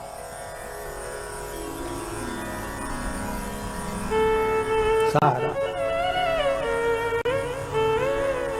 कुबेर जी की पत्नी दौड़ते हुए कुबेर जी के पास पहुंची। प्रभु प्रभु। कुबेर जी ने पूछा क्या हुआ? गणेश जी को क्या हुआ? नहीं नहीं वो उसको कुछ नहीं होने वाला, वो तो खाने में लगा है। भोजन सब समाप्त हो गया, सूखा सामान रखिया। कुबेर के भंडार में जितना भंडार भरा था सारा की सारा ले जा के रख दिया, सब खा गया। 20 मिनट में तो सब समाप्त। और आवाज लगा के बोल रहे भाभी लियाओ। भाभी मन में सोचे चूल्हा में जा काला, अब लाए तो क्या लाए, कितना खिलाए। चूल्हे पे बना बना कर थक गए पर खाना बंद नहीं कर रहा, बड़ी आफत हो गई। भाभी लियाओ। भाभी दौड़ कर गई कुबेर जी के पास। कुबेर जी ने पूछा क्यों क्यों घबरा क्यों रही है, हुआ क्या ये तो बता। बस वो मांग रहा है, सब समाप्त हो गया। देव ऋषि नारद आकर बोले श्रीमन नारायण क्या हो गया?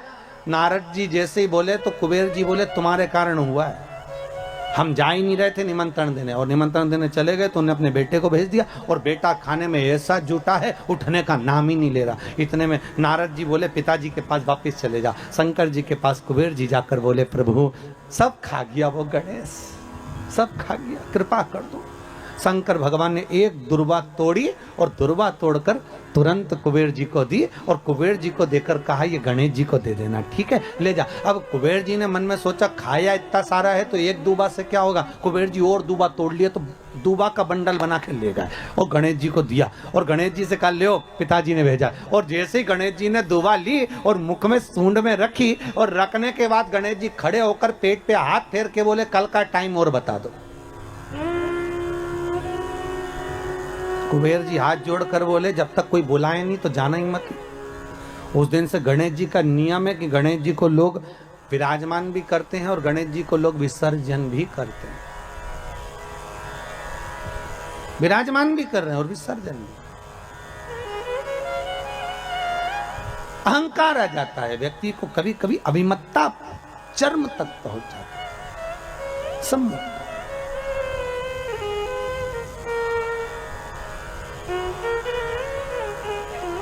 शिव कह रहे हैं मैंने लक्ष्मी से ये नहीं कहा कि तुम मुझे ये दो। भगवान शंकर कह रहे हैं नारायण मैंने आपसे भी नहीं कहा कि मुझे कोई वस्तु प्रदान करो, पर अगर लक्ष्मी जी को जल भी चढ़ाना था तो अपने ही घर का चढ़ा देती तो आज मुझे प्रसन्नता का भाव हो जाता, प्रसन्नता का भाव।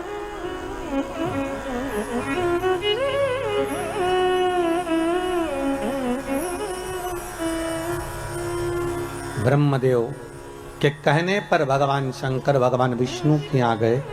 भगवान विष्णु ने आदर सत्कार करा। भगवान शंकर से पूछा भोलेनाथ कैसे आना हुआ है। शिव जी कहते हैं नारायण आने का कारण केवल इतना सा है कि संसार सागर में जब मनुष्य का जन्म होगा, मानव शरीर जब मिलेगा, उस मानव शरीर को अगर मान लो उसने भजन किया ना किया, उसने कीर्तन किया ना किया, उसने मंत्र जाप किया ना किया, उसने स्मरण किया ना किया, तो ऐसा कुछ करा जाए कि उस मनुष्य शरीर से आप रूप ही भगवत का भजन हो जाए, शिव नाम का स्मरण हो जाए, भगवान की भक्ति का प्रतिबिंब स्फुटित हो जाए, कुछ ऐसा किया जाए।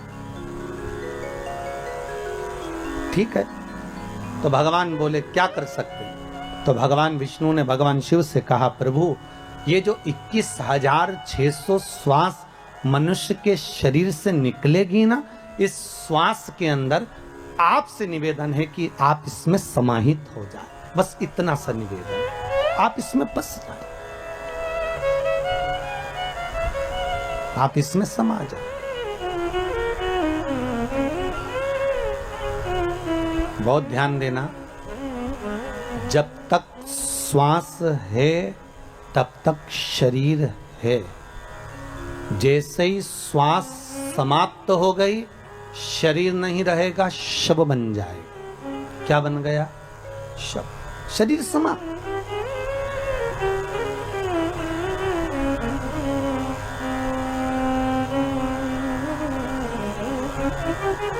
फिर वो शरीर नहीं रहा है, वो केवल एक शव बन गया, उसका मूल तत्व समाप्त हो गया।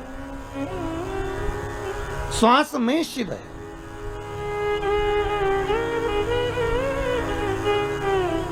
शंकर की कथा कर रही है, ये जो श्वास है शिव कर रहे हैं, इसमें मैं समाहित हो जाता है, ओमकार समाहित हो जाता है। इसलिए बार बार आपको फिर निवेदन कर रहे हैं कि देखिए परमात्मा को हर बार धन्यवाद देना ना भूले, हर क्षण में हर पल में उस परमात्मा को धन्यवाद देते रहो।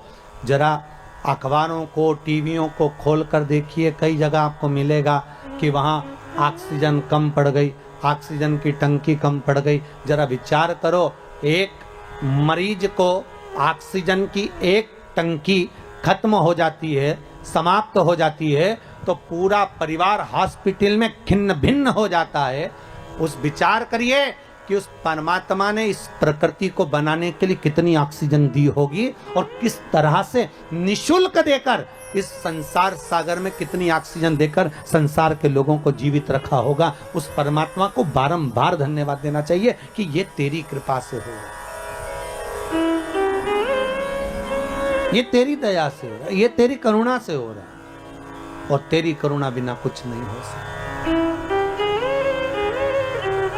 ये तेरे द्वारा प्राप्त हुआ।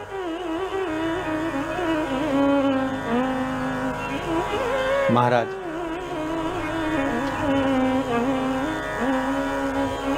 हर पल, हर घड़ी, हर क्षण, हर श्वास में शिव का धन्यवाद दिया।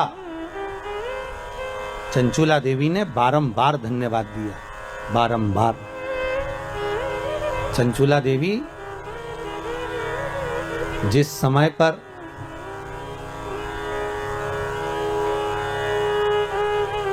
पार्वती जी की सखी बन गई थी चंचुला देवी,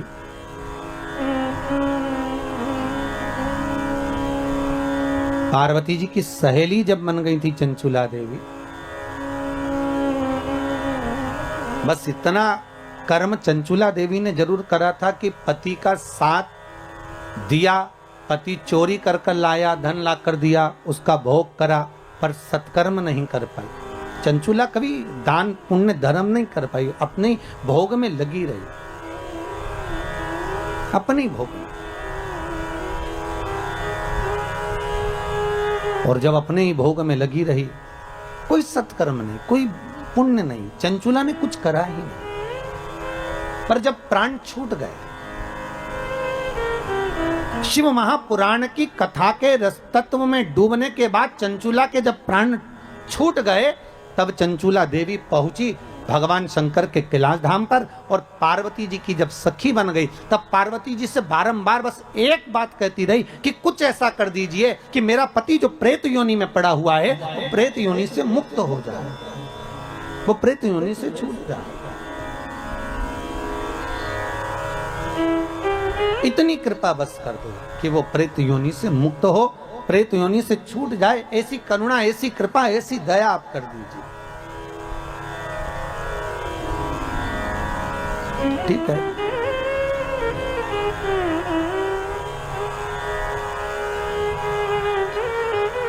माता पार्वती जी ने चंचुला देवी से कहा था कि तुम जाओ और जाकर देव ऋषि नारद से कहो कि हमको हमारे पति के मोक्ष हेतु, उद्धार हेतु शिव महापुराण की कथा श्रवण करा दो, शंकर की कथा।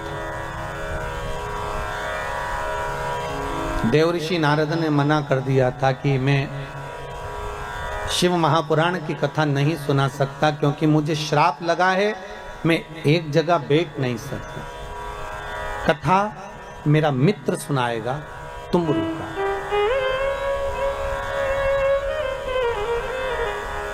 आप लोग यदि कभी साउथ में गए हो, दक्षिण में, तो दरवाजे पर, शंकर जी के मंदिर के दरवाजे पर दो मूर्ति आपको नजर आएगी, एक देवऋषि नारद की, एक तुमरुका जी की। जैसे देवऋषि नारद के हाथ में करताल है, बीणा है, उसी तरह तुमरुका जी के भी हाथ में करताल है, बीणा है। बस नारद जी और तुमरुका जी में अंतर यह है कि नारद जी का जो स्वरूप है वो मनुष्य जैसा है, और तुमरुका जी का जो मुख है वो घोड़े का लगा हुआ। कभी कभी आपने ऐसा मुंह देखा होगा, ऐसा शरीर देखा होगा कि हाथ में करताल है, वीणा है और मुख घोड़े का लगा हुआ, घोड़े का, वो तुमरुका जी जो शंकर की कथा में नित्य डूबे रहते, नित्य शिव स्मरण में हर पल, हर घड़ी, हर क्षण डूबे रहते।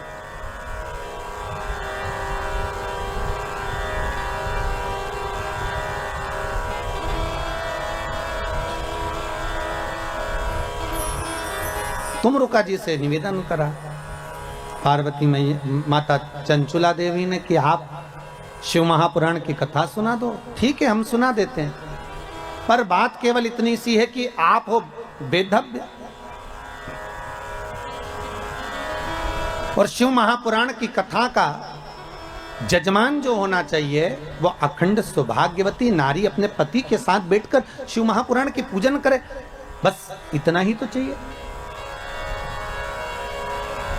तो चंचुला देवी के मुख से निकल गया, तुमरुका जी ये बताओ, क्या कोई बेधव्य नारी शिव महापुराण की कथा नहीं करवा सकती क्या? क्यों नहीं करवा सकती? करवा सकती।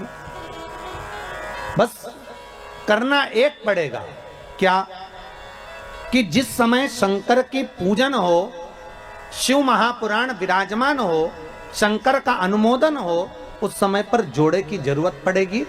तो बेधव्य नारी भगवान शंकर से यह प्रार्थना करे कि मैं शिव की कथा को जब सुन लूं तो भोलेनाथ ऐसी कृपा करना कि मेरे प्राण अगर जाएं तो पति के लोक में जाएं और आने वाले समय में मैं कभी बेधव्य ना हूं, अखंड सौभाग्य लेकर जाऊं, ऐसी कृपा करना। अखंड सौभाग्य लेकर कि कथा भय से मुक्ति देती है ना। हाँ, तो कथा अगर भय से मुक्ति देती है तो अब मुझे सर्प के डसने का भय नहीं है, फिर क्या है? तो भगवान से सुखदेव जी महाराज से राजा परीक्षित कर रहे, बस बात इतनी सी है कि जब वो सर्प का जहर मेरे शरीर में जाएगा तो मेरे शरीर की रोमावली में कृष्ण समाया होगा, क्योंकि मैंने भागवत सुनी है तो मेरे शरीर में कृष्ण बैठा होगा। बस निवेदन इतना है, वो जहर मेरे कृष्ण तक ना पहुंचे, उसको रोकने का कोई उपाय बता दो। तब सुखदेव जी की आंख में जल भर गया और सुखदेव जी ने राजा परीक्षित से कहा कि अब तू शिव का स्मरण करना प्रारंभ कर दे। और परीक्षित के मुख से शंकर का जब नाम निकला, तक्षक डसा पर जहर उस कृष्ण तक पहुंचने नहीं दिया। इसको कहते हैं वात्सल्यता, इसको कहते प्रेम, इसको कहते स्नेह, इसको कहते करुणता, इसको वात्सल्यता, इसको प्रेम, इसको करुणता कहते, इसको स्नेह कहते।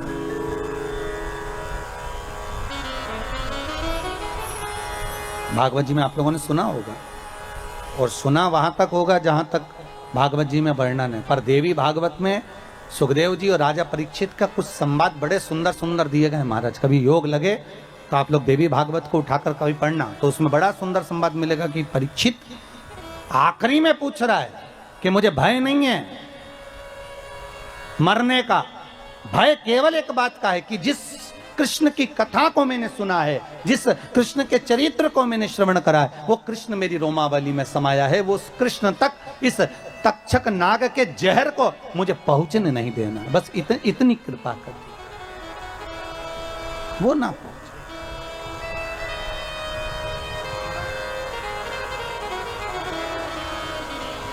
ये दया, ये करुणा आप कर दो। शिव महापुराण की कथा कहती है, 3 तरह से मरे हुए व्यक्ति को मोक्ष नहीं। सर्प का डसा, पानी में डूबा, स्त्री के हाथ से मरा, और गरुड़ पुराण में एक और बात लिखी है, कुंवारी अवस्था में मरा हुआ। पर शिव महापुराण की कथा कहती है, एक संवाद बड़ा सुंदर है।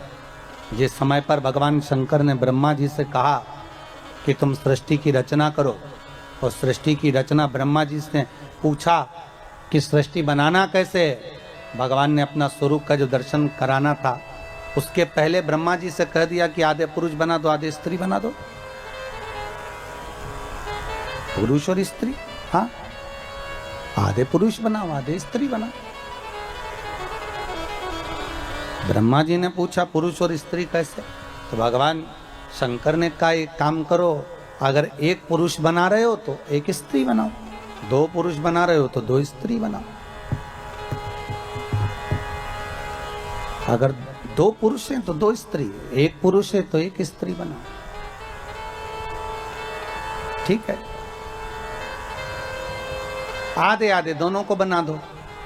अब ब्रह्मा जी ने जो सृष्टि का निर्माण करा तो उन्होंने पुरुष और स्त्री को मिला के बना दिया। तो भगवान विष्णु और भगवान शंकर दोनों भ्रमण करते करते पृथ्वी पर आकर देखे तो क्या देखा कि चारों तरफ किन्नर ही किन्नर नजर आ रहे थे। जब किन्नरों को देखा तो भगवान विष्णु को तो हंसी आ गई। जो ठहाका लगाकर भगवान हंसे तो भगवान ने पूछ लिया, भगवान पूछे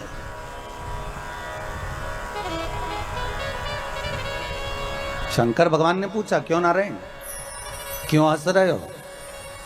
भगवान विष्णु बोले, भोलेनाथ जी आपको हंसी नहीं आ रही? शिव जी ने पूछा, किस बात के लिए? ब्रह्मा जी को बोला था कि स्त्री और पुरुष बनाना, इन्होंने क्या बना दिया?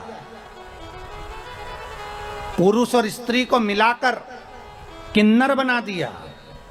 किन्नर।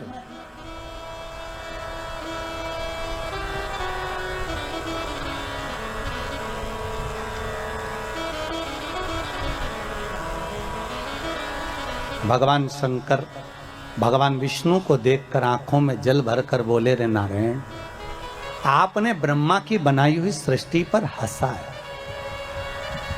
शिव कहते हैं, सुनो ए नारायण, दुर्बल व्यक्ति पर, धनहीन व्यक्ति पर, बीमार व्यक्ति पर, शरीर से अपंग व्यक्ति पर, नेत्रविहीन व्यक्ति पर, श्रवणविहीन व्यक्ति पर, मुख बधिर व्यक्ति पर, शरीर से कष्ट भोग रहे व्यक्ति पर अगर कोई व्यक्ति हंसता है तो शंकर कहते हैं उस व्यक्ति पर जिस पर हंसा है उस जैसा एक जन्म उस मनुष्य को लेना पड़ता है। उसके जैसा जिस पर तुम हंसे हो, किसी गूंगे पर, किसी विकलांग पर, हस्तविहीन पर, श्रवणविहीन पर, नेत्रविहीन पर, जिह्वाविहीन पर, वाणी विहीन पर, दुर्बल शरीर से हो, कोई शरीर से ज्यादा तगड़ा हो, कोई शरीर से दुर्बल हो, कोई धन से विहीन हो, उस पर देखकर नहीं हंसना। अरे हो सकता है, हमारे यहां तो शिव महापुराण कथा कहती है कब घोड़े के दिन फिर जाएं, ये किसको मालूम है? अब तुम्हें अभी अभी देख लो ना भैया, तुम जाकर प्रतापगढ़ में देखना, इलाहाबाद में देखना, प्रयागराज में देखना, लखनऊ में, कानपुर में, दिल्ली में, मुंबई में, पूना में, जहां जाकर देखना, एक से बढ़कर एक शोरूम है कपड़े के। पूरे सूरत में, जोधपुर में, जयपुर में एक से बढ़कर एक कपड़े के बड़े से बड़े शोरूम बने। प्रतापगढ़ में जाकर देखना, बड़े बड़े शोरूम बने, हजारों हजारों रुपए के कपड़े उन शोरूमों में टंगे हुए हैं, हजारों रुपए के कपड़े टंगे। पर आज इस कोरोना के 1 साल पहले निकल गया और ये 1.5-2 महीना निकल चले, इस पूरे समय में अंदाजा लगाकर देखना कि वो हजारों का कपड़ा शोरूम में टंगा की टंगा ही रह गया और वो 10 रुपए का मास्क करोड़ों का व्यापार कर कर निकल गया। करोड़ों का व्यापार, एक जरा सा मास्क मात्र 2 रुपए का, 1.5 रुपए का, 5 रुपए का, 10 रुपए का, उसने भारत की भूमि पर करोड़ों का व्यापार कर दिया और वह हजारों रुपए के कपड़े शोरूम में टंगे की टंगे रह गए। कौन पूछता था इन मास्क को? अरे बोलो तो, कौन पूछता था इतने से टुकड़े को, कपड़े को? कौन पूछेगा? कोई नहीं पूछता था। 10 रुपए का मास्क कोई नहीं जानता था, कौन पूछेगा? पर हजारों रुपए के शोरूम में कपड़े टंगे की टंगे रह गए और वो 5 रुपए का, 2 रुपए का, 10 रुपए का मास्क करोड़ों का व्यापार कर कर निकल गया। इसलिए याद रखना, कभी किसी पर हंसना नहीं। शोरूम भरे की भरे रह गए और 2 रुपए का मास्क निकल कर करोड़ों का व्यापार कर देता है। ये मनुष्य की देह। अगर शंकर कह रहे हैं नारायण, तुम अगर इस ब्रह्मा की बनाई हुई सृष्टि पर इन किन्नरों पर हंसे हो, तो भगवान शंकर ने कह दिया, विष्णु तुमको भी पृथ्वी पर जाकर एक बार किन्नर बनना पड़ेगा, तुम्हें भी एक बार किन्नर बनना पड़ेगा। क्यों हंसो किसी पर? कोई विकलांग है, क्यों हंसना? कोई हाथ के विहीन है, क्यों हंसना? कोई नेत्र के विहीन है, किसी की वाणी शुद्ध नहीं है, किसी की श्रवण शक्ति शुद्ध नहीं है, हो सकता है, क्यों हंसना?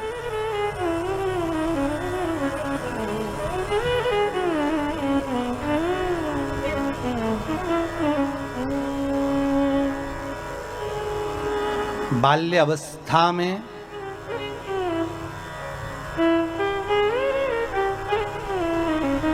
वो द्रौपदी पूर्व समय में एक ब्राह्मण नहाने के लिए गंगा जी में गया, उसका अंग वस्त्र सहेलियों ने मिलकर, द्रौपदी ने मिलकर उस अंग वस्त्र को मात्र छुपा दिया और संत ढूंढता रह गया उस तन के छोटे से टुकड़े को ढूंढ रहा है संत। और सखियां द्रौपदी के साथ उस संत के लिए हंस रही हैं कि वो वस्त्र कैसे ढूंढ रहा है।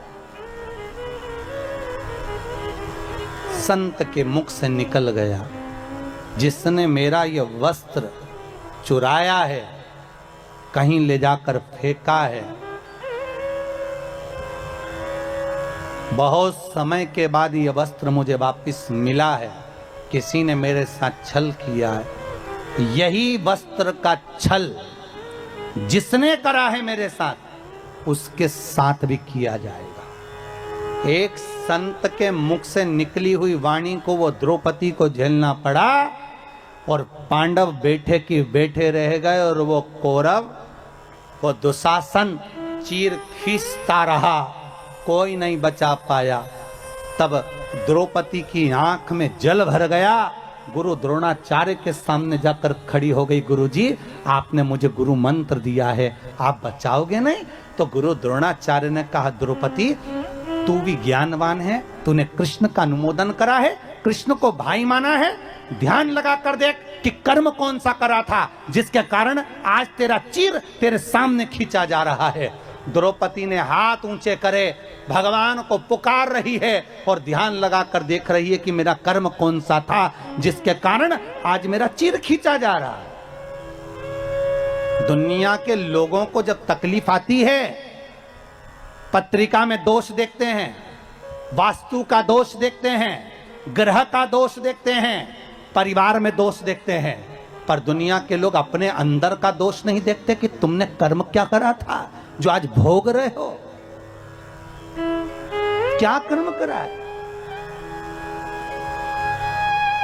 द्रौपदी ने हाथ ऊंचे करे, पुकारा भगवान को, प्रभु मैंने कर्म क्या, और ध्यान लगा कर देखा कि एक संत का अपमान हो गया था, उसका अंग वस्त्र मैंने छुपा दिया था, इसलिए आज मेरा भी ये चीर खींचा जा रहा है। मैंने उसको नग्न अवस्था में छोड़ा था, इसलिए आज मेरा भी ये शरीर पर से वस्त्र जा रहा है। तब द्रौपदी ने कहा, अब मेरे कर्म के भाग को कोई काट सकता है तो भगवान काट सकता है। आपसे भी कहते हैं, अगर दुख आया, तकलीफ आई, कष्ट आया, बीमारी आई, रोग आ गया, मालूम पड़े कोरोना जैसी महामारी भी आपको सता रही है, डॉक्टर अपना काम कर रहे हैं, आप अपना काम करो और भगवान का भजन करो, जिससे ये कर्म का खेल थोड़ा सा कट जाए। हमारा जो भोग है कर्म का, ये थोड़ा कटे और भोलेनाथ हमको स्वस्थ करे। उस बाबा से विनती करते रहे, श्री शिवाय नमस्तुभ्यम का जाप, ओम नमः शिवाय करें, चाहे महामृत्युंजय का जाप करें, पर जपें, उसके जपने से तुम्हारा काल तुमसे दूर तो हो ही जाएगा। शिव का स्मरण। हे नारायण, तुम किन्नरों पर हंसे हो, इसलिए तुम्हें किन्नर बनना पड़ेगा। और आया समय जब द्वापर में भगवान कृष्ण आए,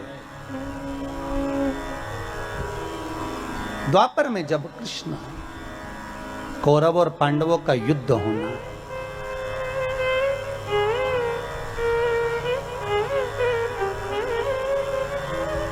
कहां पर हुआ था कौरव और पांडवों का युद्ध? कुरुक्षेत्र की भूमि। कौन सी भूमि है? कुरुक्षेत्र की भूमि। कहां? हस्तिनापुर। हस्तिनापुर मतलब दिल्ली। हस्तिनापुर से युद्ध लड़ने के लिए भगवान कुरुक्षेत्र गए। क्यों भैया?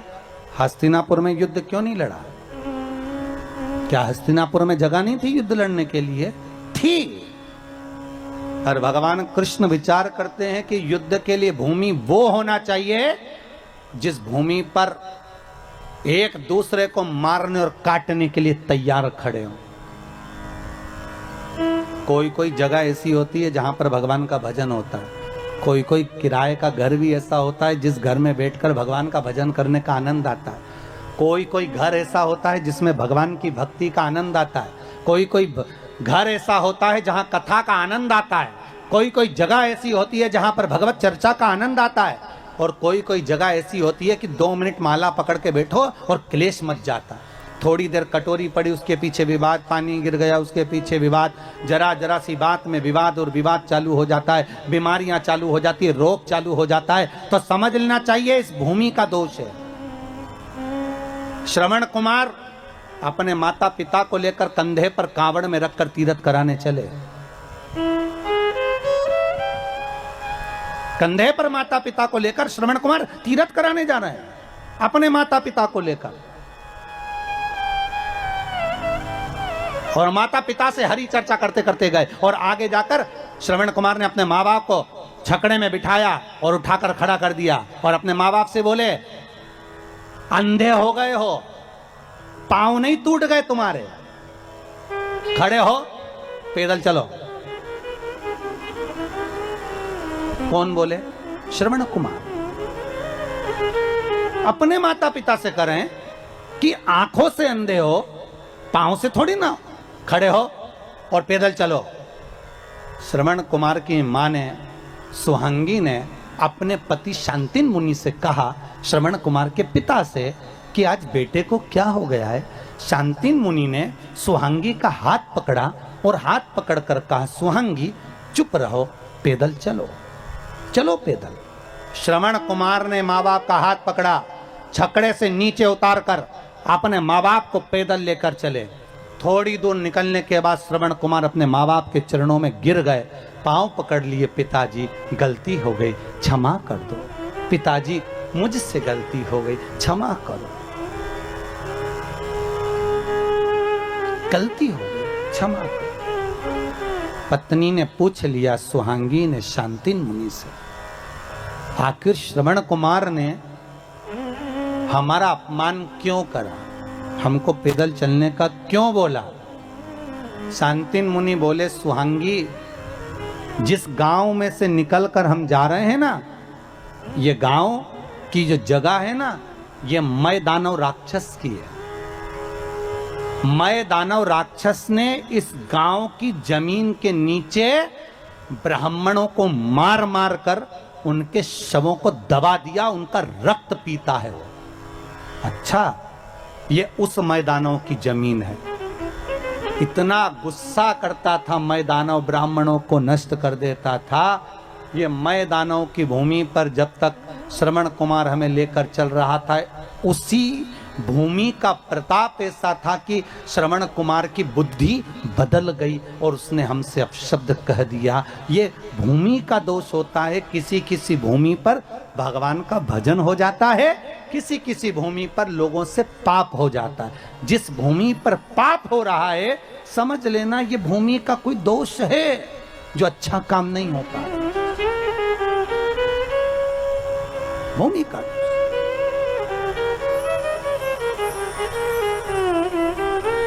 कारण क्या हो सकता है?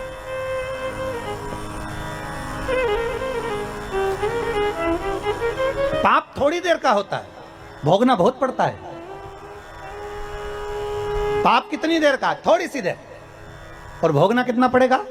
अंदाजा लगाओ जरा। तो उस भोगने पर मत जाओ, यहीं का भोगना देख लो। किसी को चाकू मार दिया, कितनी देर लगा? अरे बोलो जरा।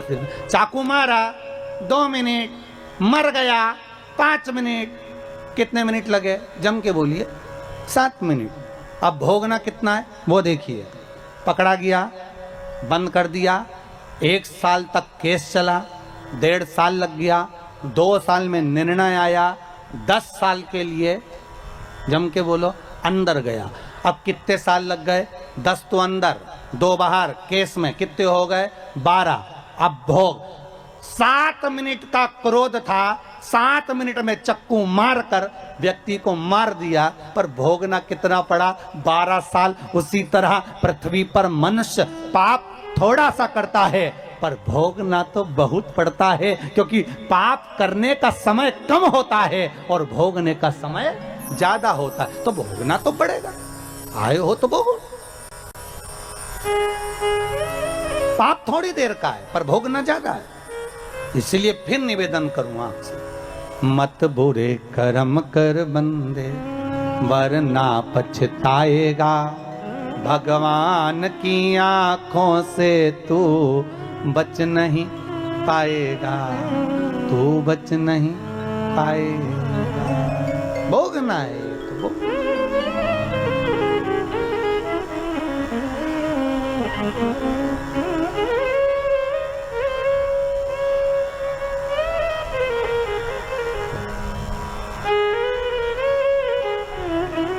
इसीलिए भगवान से कहा करो, कभी कभी मौका मिल जाए और भगवान से कहने का जब समय मिले तो उससे निवेदन कर सकते कि हे प्रभु ऐसी कृपा करना कि शरीर से किसी को कष्ट ना,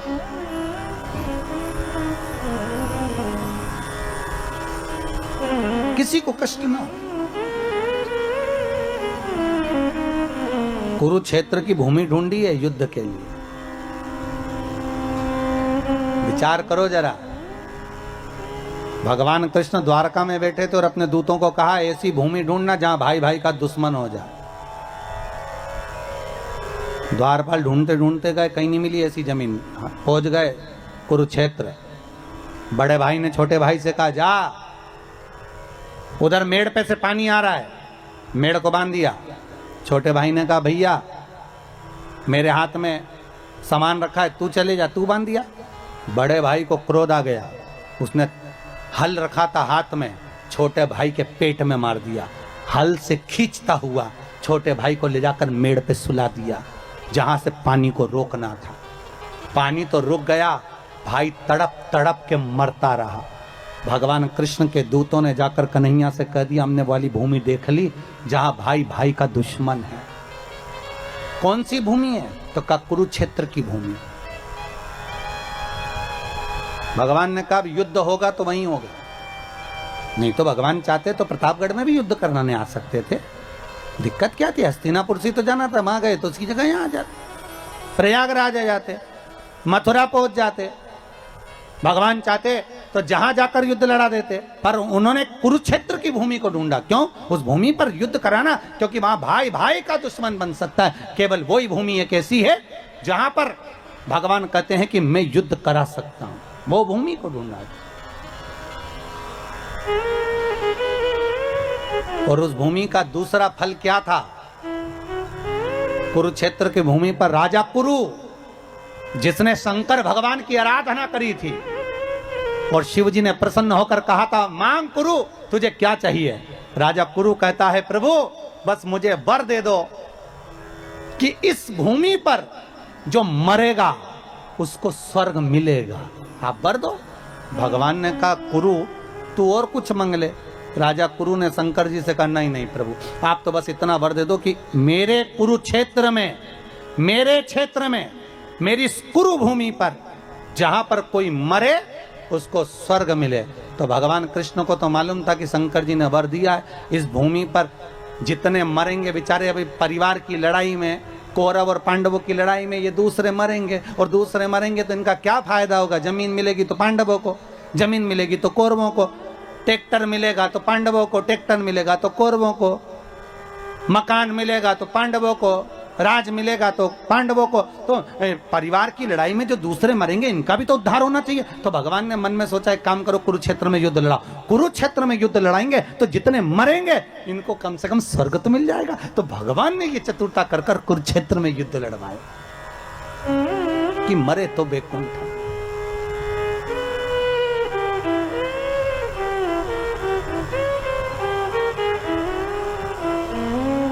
मिले। आपसे भी निवेदन है, केवल अपने लिए अच्छा ना सोचें। हमारा तो निवेदन है रोज भगवान से निवेदन करें, तो भगवान से यही प्रार्थना करें भगवान हे पूर्ण परमात्मा विश्व बने धर्मात्मा, एक यही बस प्रार्थना, एक यही बस प्रार्थना, दुखी ना हो कोई आत्मा, हे पूर्ण परमात्मा, सुखी रहे सब आत्मा हे पूर्ण परमात्मा। भगवान से प्रार्थना करो, नवरात्रि चल रहे हैं, आद्य शक्ति जगदम्बा की आराधना कर रहे हो तो मां जगत जननी से निवेदन करो कि हे मां पूरे परिवार का कल्याण कर, और परिवार के साथ पूरे नगर का, पूरे देश का कल्याण कर। ऐसी कृपा करो, ऐसी करुणा।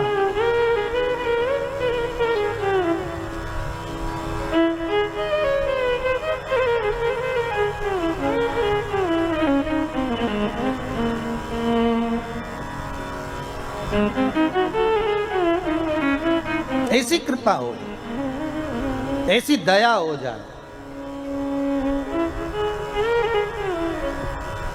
हे नारायण, तुमको भी पृथ्वी पर जाकर किन्नर बनना पड़ेगा। भगवान बने। द्वापर आया, कौरव और पांडवों का युद्ध हो रहा है।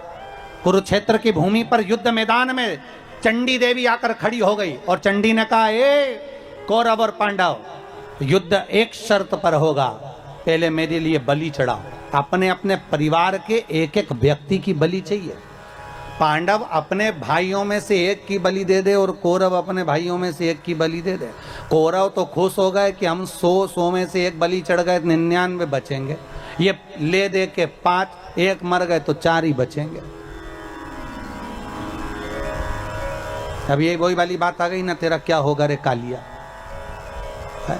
अब ले दे के तो 4 बचे, अब 5 में से एक गया तो 4 ही बचे ना। आए क्या करें।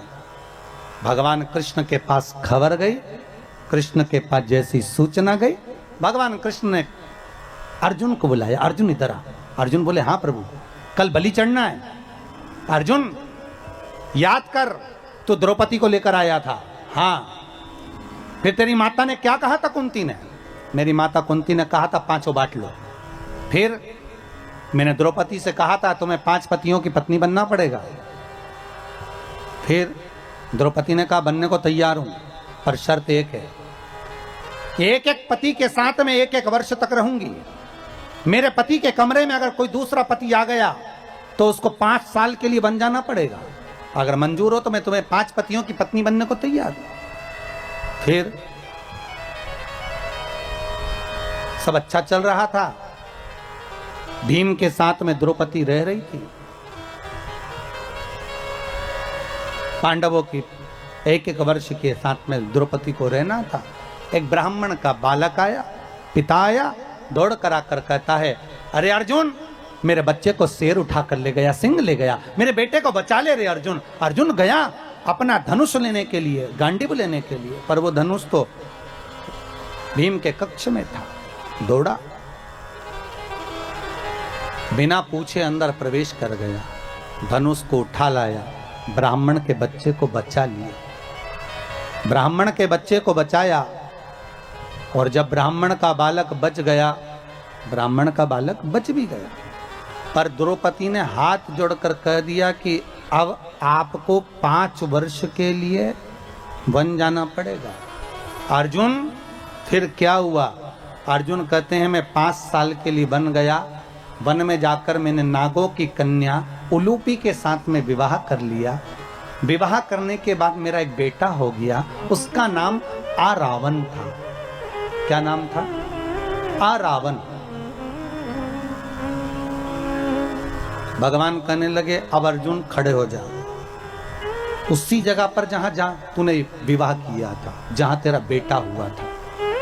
अब वो बेटा बड़ा हो गया होगा, ये तो तुम्हारी कुल का, परिवार के एक व्यक्ति की बलि देना है, उसको लिया, उस आरावन की बलि देंगे, जा लेकर। अर्जुन गया, आरावन को कहा बेटा कौरव और पांडवों का युद्ध है, तुम्हें युद्ध में चलना है। आरावन ने कहा चलो, चलिए पिताजी चिंता मत करना, एक एक कौरवों को मार मार कर गिराऊंगा, आप बिल्कुल टेंशन ना लीजिए, चिंता ना करिए। जैसे ही आरावन आया, भगवान कृष्ण ने बुलाकर कहा आरावन तुम्हें मालूम है तुम्हें क्यों बुलाया गया है? आरावन ने कहा नहीं दादा, हमको नहीं मालूम। आरावन, आपको नहीं मालूम? नहीं। चंडी देवी को बलि चढ़ाना है कौरव और पांडवों में से एक एक परिवार के एक एक व्यक्ति की, तुम्हारी बलि चढ़ना है। रावण कहते हैं दादा बलि तो चढ़ा दो, मना नहीं है, पर मैं कुंवारा हूं, मैंने अपनी माता उलूपी नागों की कन्या, मेरे नाना जो थे वो नाग थे, सांप थे, तो मेरे नाग नाना ने अपनी पुत्री उलूपी को बताया था, मेरी मां को बताया था, नाग कन्या को, कि हे पुत्री, जो कुंवारी अवस्था में मर जाता है उसको ना पिंड मिलता है, ना तर्पण होता है, ना तिलांजलि होती है, ना गया जी में श्राद्ध होता है, ना ब्राह्मण को जिमाया हुआ भाग उस कुंवारी अवस्था में मरे हुए व्यक्ति को प्राप्त होता है। जो कुंवारी अवस्था में मरा है उसको यह भाग नहीं मिलेगा। जो कुंवारी अवस्था में मरा है उसको ना पिंड, ना तर्पण, ना तिलांजलि, ना श्राद्ध, कुछ प्राप्त नहीं होगा, कुछ नहीं मिलेगा। रावण कहते हैं दादा मैंने मेरी माता के मुंह से सुना था, मुख से, मैं कुंवारा नहीं मरना चाहता दादा, अगर मैं कुंवारा मर गया तो मुझे जल नहीं मिलेगा, तर्पण नहीं होगा, तिलांजलि नहीं होगी, मेरा पिंड नहीं होगा, मेरा भोज नहीं होगा। दादा आपसे निवेदन है, आप मेरा विवाह कर दो, उसके बाद मेरी बलि चढ़ा दो। भगवान कृष्ण ने अर्जुन से कहा युधिष्ठिर, नकुल, सहदेव सब जाओ, जल्दी से एक लड़की ढूंढो, उसके साथ शादी कर देते हैं। पूरे हस्तिनापुर में ढूंढा तो कौन बाप अपनी बेटी भी आएगा एक रात के लिए? कौन होगा जो लड़की भी आएगा एक रात के लिए? किसी ने लड़की नहीं दी, किसी ने नहीं दी बेटी। भगवान को लगा अब क्या करा जाए। भगवान कृष्ण को याद आया कि शंकर भगवान ने कहा था कि ए नारायण, तुम किन्नरों पर हंसे हो, इसलिए तुम्हारा एक जन्म किन्नर का होगा। भगवान ने कहा एक आज ही जन्म ले लेता हूं, और भगवान कृष्ण किन्नर बन गए। रावण के साथ रात्रि में शादी कर ली, फेरे डाल लिए, भांवर पढ़ ली, और शादी करने के बाद रात्रि को विवाह हो गया। सुबह रावण की बलि चढ़ गई। भगवान फूट फूट के रोने लगे। आज भी हिंदू धर्म में किन्नर गले में मंगलसूत्र पहनते, मांग भरते, चूड़ी पहनते, बिछुड़ी पहनते हैं। कई कई लोगों के मन में आता है कि इनका पति कौन होगा किन्नरों का, तो शिव महापुराण की कथा कहती है रावण किन्नरों का पति होता है, इसलिए आज भी किन्नरों का विवाह एक घड़े से किया जाता है, और सुबह उस घड़े को फोड़ दिया जाता है। किसी पर हंसना नहीं है। कोई वाणी से विहीन है, कोई श्रवण शक्ति से विहीन है, कोई हाथ पैर से विहीन है, कोई दुर्बल है, कोई अधिक हेल्थी है, कोई धन विहीन है, हमें उस पर हंसना नहीं है। ना जाने भगवान शंकर की कथा कहती है हम जिस पर हंसते हैं एक जन्म हमको भी लेना पड़ता है, एक जन्म।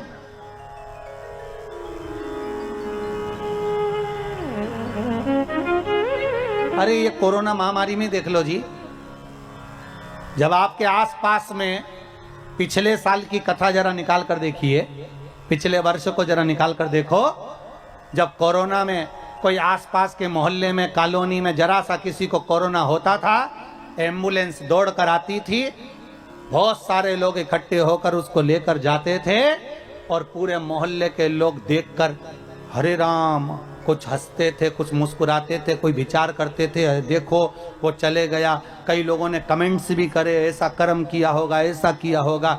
तो कई लोगों के मन में भाव आया। अब वही कोरोना पलट कर वापिस आ गया, और ये दिखाने के लिए आया है कि हंसना मत ही, ये दिखाने के लिए आया है कि किसी पर उंगली मत उठाना, ये दिखाने के लिए आया है कि किसी पर कमेंट्स मत करना, किसी को अपशब्द मत करना, किसी को ताने मत देना।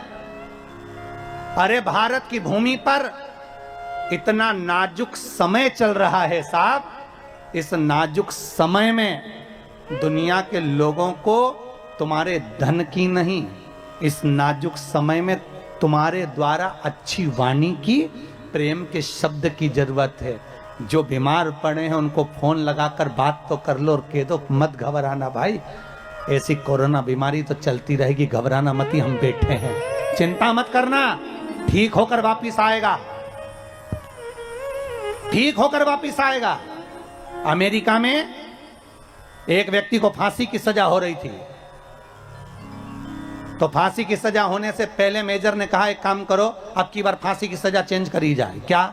एक जहरीले सांप से इस व्यक्ति को कटवा कर मरवाया जाए, फांसी की सजा नहीं दी जाए। दूसरे दिन कुर्सी पर बिठाया, आंखों पर पट्टी बांध दी और सांप की जगह 2 पिन उस व्यक्ति के पांव में चुभा दी। जैसे चुभाई वो व्यक्ति मर गया, उसके मुख से फेन निकल गया।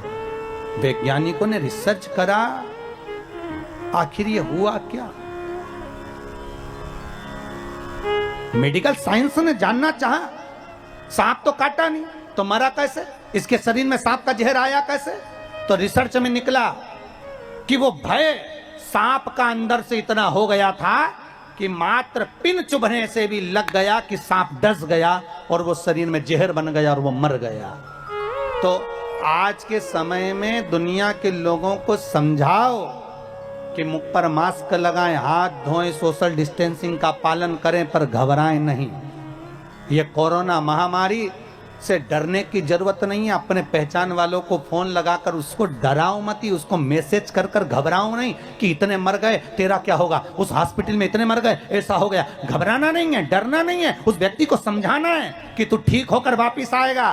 शंकर पर विश्वास रख, श्री शिवाय नमस्तुभ्याम का जाप कर और उस शंकर को याद कर जो कालो कवि काल महाकाल है, उसको हर पल याद करते रहे तो मेरा बाबा वेंटिलेटर पे से भी उठाकर तुझे घर लेकर आएगा, ऑक्सीजन हटाकर तुझे घर के सुंदर आंगन में ले आएगा। उसको विश्वास दिला, उसको शंकर के प्रति समर्पित कर दो, उसका विल पावर मजबूत कर दो जिससे वो घबराए ना, वो डरे ना, उसको समझाओ। इतना डरा दे रहे हैं, शमशान में जगह नहीं है, मुर्दे कैसे जल रहे हैं, क्या कर रहे हैं, लोगों को इतना डरा दिया कि हर व्यक्ति को सर्दी जुकाम भी हो रहा है तो टेंशन लेके घर में ही डराओ। स्मरण करो, मेरे शंभु, मेरे त्रिकालदर्शी, मेरे कैलाशी, मेरे शिव, मेरा ओघड़ी, मेरा दातार, मेरा दयालु, मेरा शंकर, स्मरण करने वाला मेरा बाबा, मेरा शंकर, स्मरण कर, उसकी कृपा है। महाराज, कर्मों का भोग है, भोगना तो पड़ेगा, भोगना पड़ेगा। बस इतना ध्यान जरूर रखो कि इस शरीर के द्वारा, इस मन के द्वारा, इस वाणी के द्वारा किसी का अपमान ना हो, किसी को अपशब्द ना कहा जाए, किसी के दिल को कोई ठेस ना पहुंचे। बहुत नाजुक समय है, सबके लिए मीठा बोलिए, सबका सम्मान करिए, आदर करिए, सत्कार करिए, किसी के लिए अपमानजनक शब्द ना बोलिए, किसी पर हंसिए नहीं, किसी को ये ना कहिए कि कर्म हो गया, जो जिसके लिखा है भाग्य में जो होगा। आप किसी का भाग्य लिखने वाले नहीं।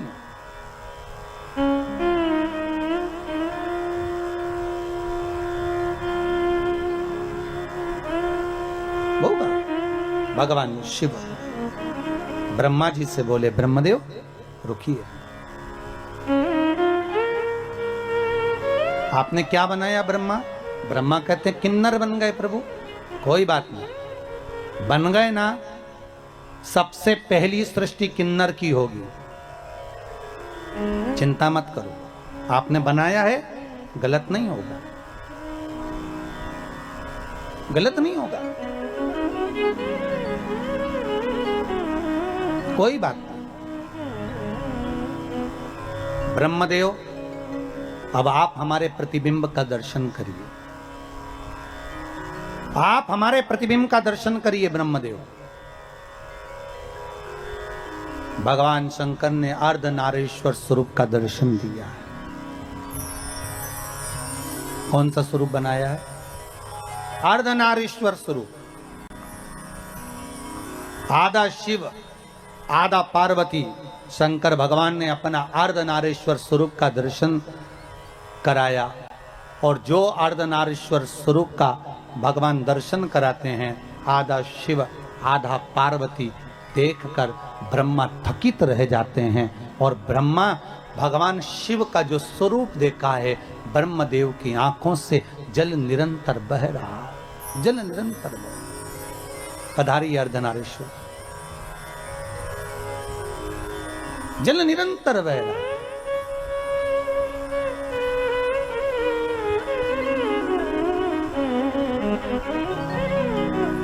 और अर्धनारीश्वर स्वरूप का जब दर्शन ब्रह्मदेव कर रहे हैं, भगवान शिव ने कहा, ब्रह्मदेव गलती आपसे थोड़ी सी हो गई। आपको बोला था कि एक पुरुष एक स्त्री बनाना, आपने दोनों को मिलाकर बना दिया। आपने दोनों को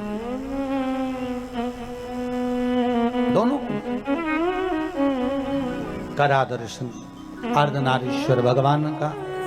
एक बार भाव से दोनों हाथ उठाकर हर हर महादेव हर।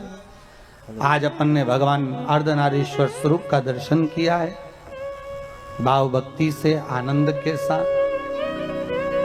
कल कथा में भगवान शिव के मंगल विवाह का भी दर्शन करेंगे। कल अपन भगवान के मंगल विवाह की ओर भी आगे बढ़ेंगे। एक बार जोरदार ताली बजाएं अर्धनारीश्वर भगवान के लिए। बोल अर्धनारीश्वर भगवान की जय। भगवान अर्धनारीश्वर स्वरूप का दर्शन भगवान का। यजमान अर्धनारीश्वर भगवान का पूजन करेंगे अभी भाव भक्ति से। भगवान शिव औघड़दानी त्रिकालदर्शी कैलाशी शिव महापुराण की कथा कहती है, ब्रह्मदेव आप घबराए ना,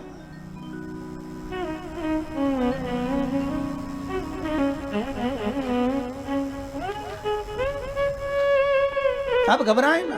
हे ब्रह्मदेव, बस इतना ध्यान रखें कि आपने सृष्टि का जो निर्माण किया है वो गलत नहीं किया। आपने जो बनाया वो बना दिया। सबसे पहली सृष्टि है किन्नरों की,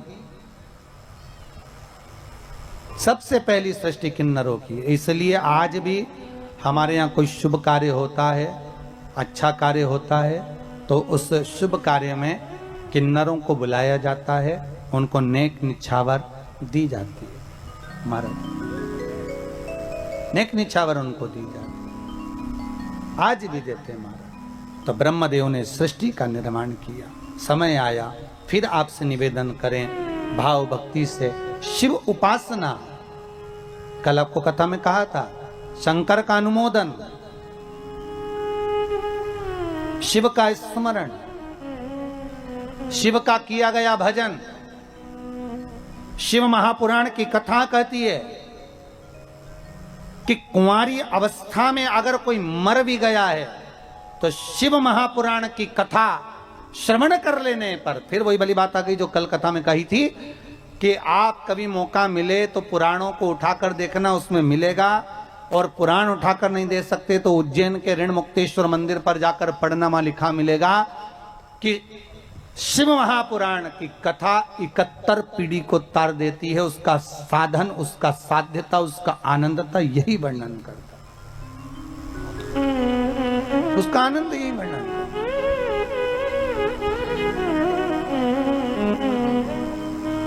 कुंवारी अवस्था वालों को भी तारने वाली है ये शिव महापुराण की कथा। हम तो कहते हैं जो माताएं श्रवण करती हैं ना, इनके गर्भ में अगर कोई बच्चा कुंवारी अवस्था में मर गया हो, शांत हो गया हो, परिवार में माई के पक्ष में ससुराल पक्ष में कोई कुंवारी अवस्था में 2 महीना 4 महीना 6 महीना 8 महीने का गर्भ चले गया हो, कोई कुंवारी अवस्था में मर गया हो, शिव महापुराण की कथा कहती है जो कथा सुनकर जाते हैं उनके शरीर की तरंग से भी, उनके शरीर की तरंग से भी महाराज उस वातावरण से भी जो कुंवारी अवस्था में मरे होते हैं उनको भी पिंड मिलना प्रारंभ हो जाता है, उनका भी तर्पण प्रारंभ हो जाता है, उनको भी मोक्ष मिल जाता है। ये वो शिव महापुराण की बड़ी ही पावन, बड़ी आनंद, ऐसी पावन भगवान भूत भावन भूतेश्वर भगवान शंकर की आनंदमय कथा बघेल परिवार द्वारा यहाँ चल रही है। भाव भक्ति से आज कथा का द्वितीय दिवस यहाँ पर आनंद के साथ में विराम ले रहा है। भाव भक्ति से एक बार दोनों हाथ उठाकर हर हर महादेव।